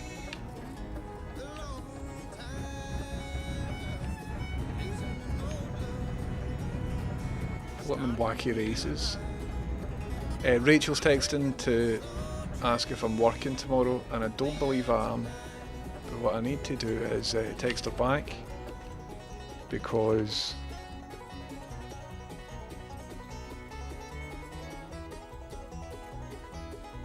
I don't. Oh, why is that not working? Don't believe so. Just sat and sun in the place. Guess. Sorry, everybody had to text Rachel because she's making decisions based on circumstance. Oh, I've got my indicator on.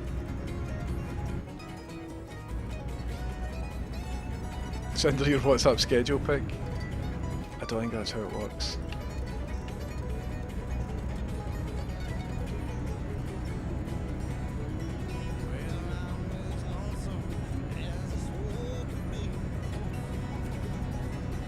Here we go, folks. So you're listening to Sonny Gavin. It feels like I've not got my lights on, but see if you look down, it looks as if the full beams light is on. So that's no lights, some lights, full beam. So I'll put some lights on. Look at that, it's gorgeous, isn't it? Ah, right, that's auto-centering the camera. I thought it would sort of animate centering, but it's good that it does that. I understand. So I could be looking away out here, and then in a second, yep, it'll auto center. That's good. Aye, proper hootin', rootin', tootin'. They've stolen the gold from the local bank!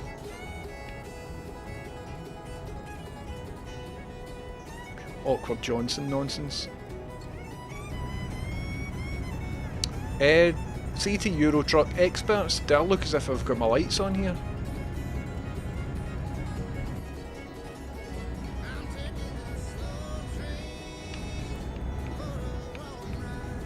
Oh, I was looking at my phone, that's why you don't look at your phone and drive.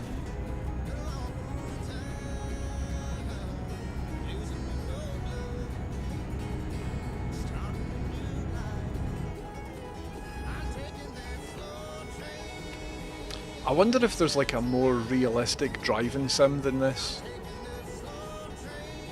that could be played well, because there's no cars on the road. Slow Train, Billy Strings. The game's good, but it's decades old. From his 2016 EP, and that goes out to Paul Buffton, Katie Gardner, Peter Williams. I know all three of you are going to Royal Albert Hall tomorrow night. I wish I was joining you, but enjoy the show, man. Billy's been ripping it up on tour in Europe so far. The set lists look amazing. I've been looking out for certain songs, and there's some crackers he hasn't played. Assetto yet, so Corsa, someone's in for a Beam treat soon. NG. I don't know Someone's in for any a of treat these. real soon, man, real soon. So, one of the double shots, Pile of Smoke and Leather. Here's the next one, Big Sky Orchestra. Do you think they're worth getting any? My lights are not on, are they?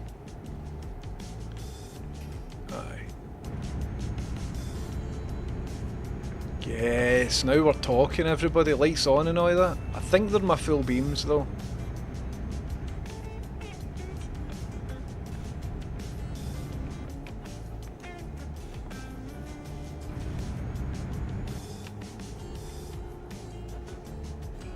Yes, folks, look at this. Look at my wing mirrors and stuff. Got a sunset behind us. Sonny Govern on the radio. Just carrying some stuff from a place to another place, don't even know. Just following the sat nav, man. Stopped caring. This is a life. What I would say is it doesn't have a rear view mirror. I think that would be useful.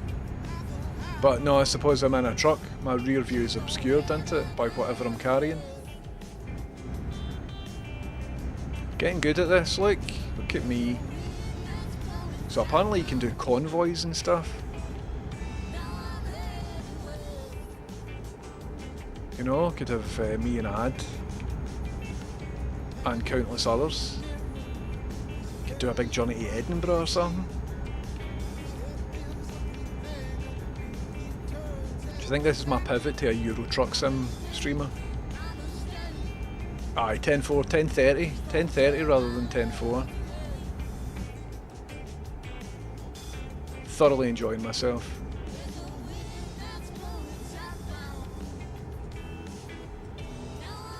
There are very few other cars on the road here.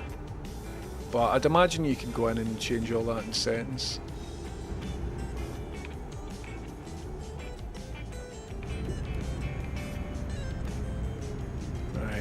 Let's speed it up, folks. Got a lot of ground to cover here.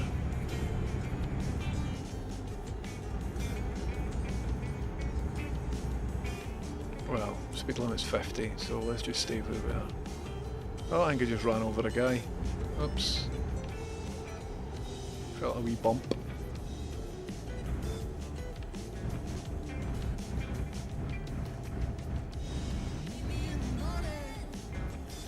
I like the night lights and all of that, it's good, the illuminated signs.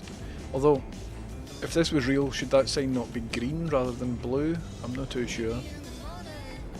Right, so I'll indicate here. And just, alright, geez a minute, I'm turning here.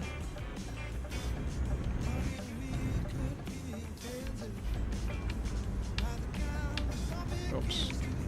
Turns out I didn't indicate. I thought I'd indicated, but maybe my indicator was already pre-on.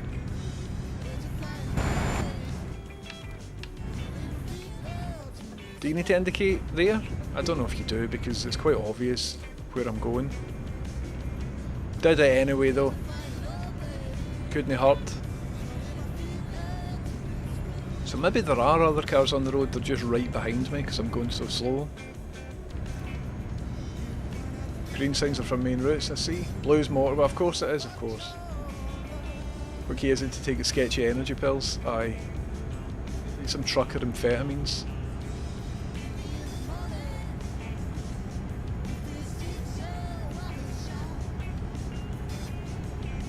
Aye, thoroughly enjoying myself here. Got 7 grand in the bank. Don't know what to do with that. Every time I've been on, I've just been doing wee quick routes, but there might be an opportunity to play the long game, you know. I think I've already got a trucking company in my own truck or something like that. I forget. I was playing this. Fuck. I was playing this a couple of years ago and put some time into it, but I've forgotten all my progress and things. Off stream I'll go in and I'll have a wee look at all of that. What bridge is this? This isn't the 4th bridge, is it?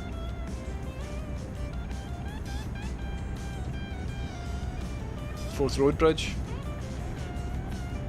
Or is this Queensferry? Is this the Queensferry crossing? Because I've sort of cycled over that. Awfully bumpy.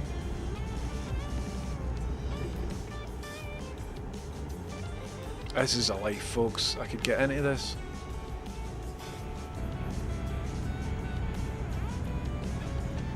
That's funny, Bromo.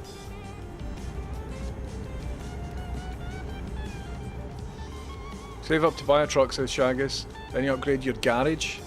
Then you buy more trucks and trailers, then you hire a driver. Oh, amazing. I think I might already have a driver. After this, I'll go into the menu and I'll do a wee bit of research.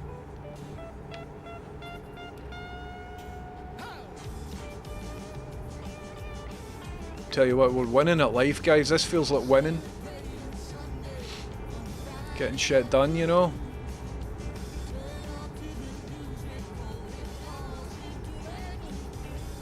See, when you're on the motorway and you see guys driving trucks, you don't imagine they're having this much fun, but it turns out they are.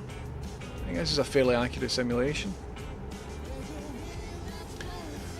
What this is missing as well is yellow McDonald's signs.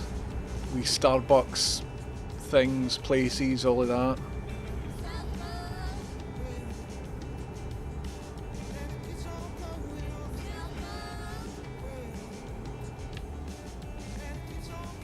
Right, so I'm in the right lane. By right lane I mean the left lane. Going on the M8, you know where you are when you're on the M8.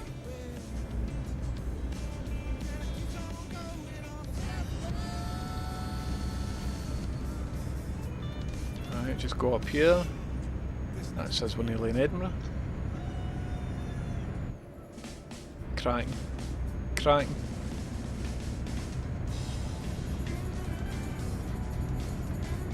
Well, MU drives M62. Get yourself to the M8. Hello Brush Fox, how's it going? I think I'll modify this up and try and make it look as realistic as possible. Stream Deck plugin. Oh, aye. Yeah, that would be good. Poetry postcard competition. Aye. I took the link for that.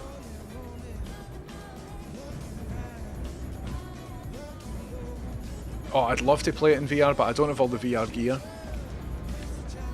I've always wanted to play Half-Life Alyx because I really enjoy the Half-Life series, but I don't have any of the VR gear.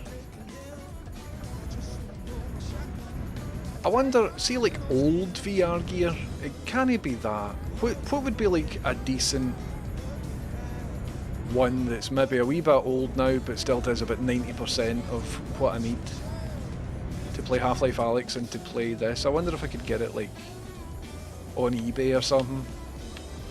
Play Half-Life Alyx, play a bit of this and then resell it on eBay.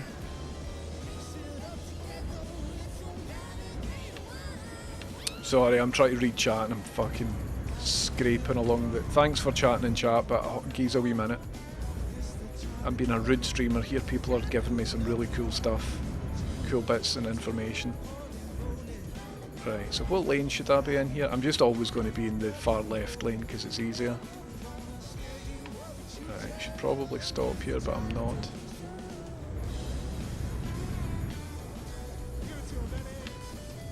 Straight through here, indicate. Oops. How did I change? Did I accidentally press up? I did. Fuck. There we go. There we go. There we go. Got my camera back. Moosey was saying there's maybe something that I could use transparent chat on or something like that. I'll need to have a wee look into it. I know obviously I can put chat in, like, so you could see it over the windscreen, but I don't know if there's a way that I could do it so that it's over the top of my game. Indicate, because I'm a pure decent guy. And then indicate left again. I'm just such a generous driver, man, and telling folk what ways I'm going to go. And there we go, didn't even crash or anything. Boom shakalaka. And I'm not going to park it. Chase yourself. Hey, excellent! I got an excellent! It's a third party overlay, so you can read it over your game, but it does not show on stream. That's interesting, man. That's really cool. So those are available in Pro mods. Brilliant.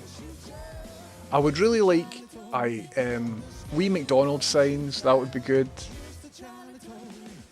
You can download mods off the community part to add real places, etc. It's easy enough to install.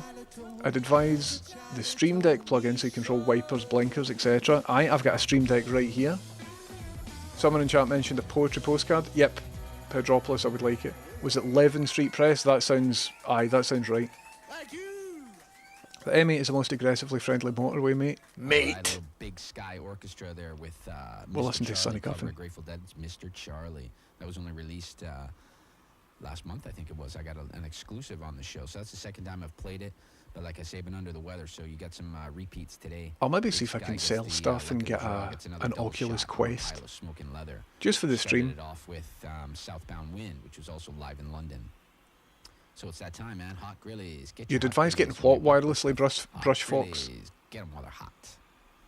IC says, I played it on my Quest 2, hooked to my PC, used Quest 2s, might be cheapish. Brilliant. Trucking on Wii would be good. Be nice if there was a mod that you could put chat HUD on your windscreen. Aye, so Moosey says there maybe is. Believe me, if he's going to go deep, there is so much you can do to customise this. Well, I need to use a wee bit of restraint, you know. Amazing. I think it's time you got behind the wheel for real. I would really quite like to. See, if I spent money on an Oculus Quest, that is money that I could be spent on real life actual driver licenses. Driving lessons, or what have you. Listen everybody, that's 5 o'clock. So I'm not going to start another one. But I might have a wee bit of time tonight, because I'm not working tomorrow. And tomorrow I'm going to do a rare 10:30 stream. As far as I'm aware, let me double check that, but as far as I'm aware, I don't think I'm working tomorrow. And I found that there's a way that I can add radio stations to the game as well. So that would be good. No, Base and Brace, I need to do just a wee tidy before Rolling Sausage gets home. Got some obligations, do you know what I mean? So that it just doesn't look as if I've slept all day. Because I didn't sleep last night, so I have slept all day.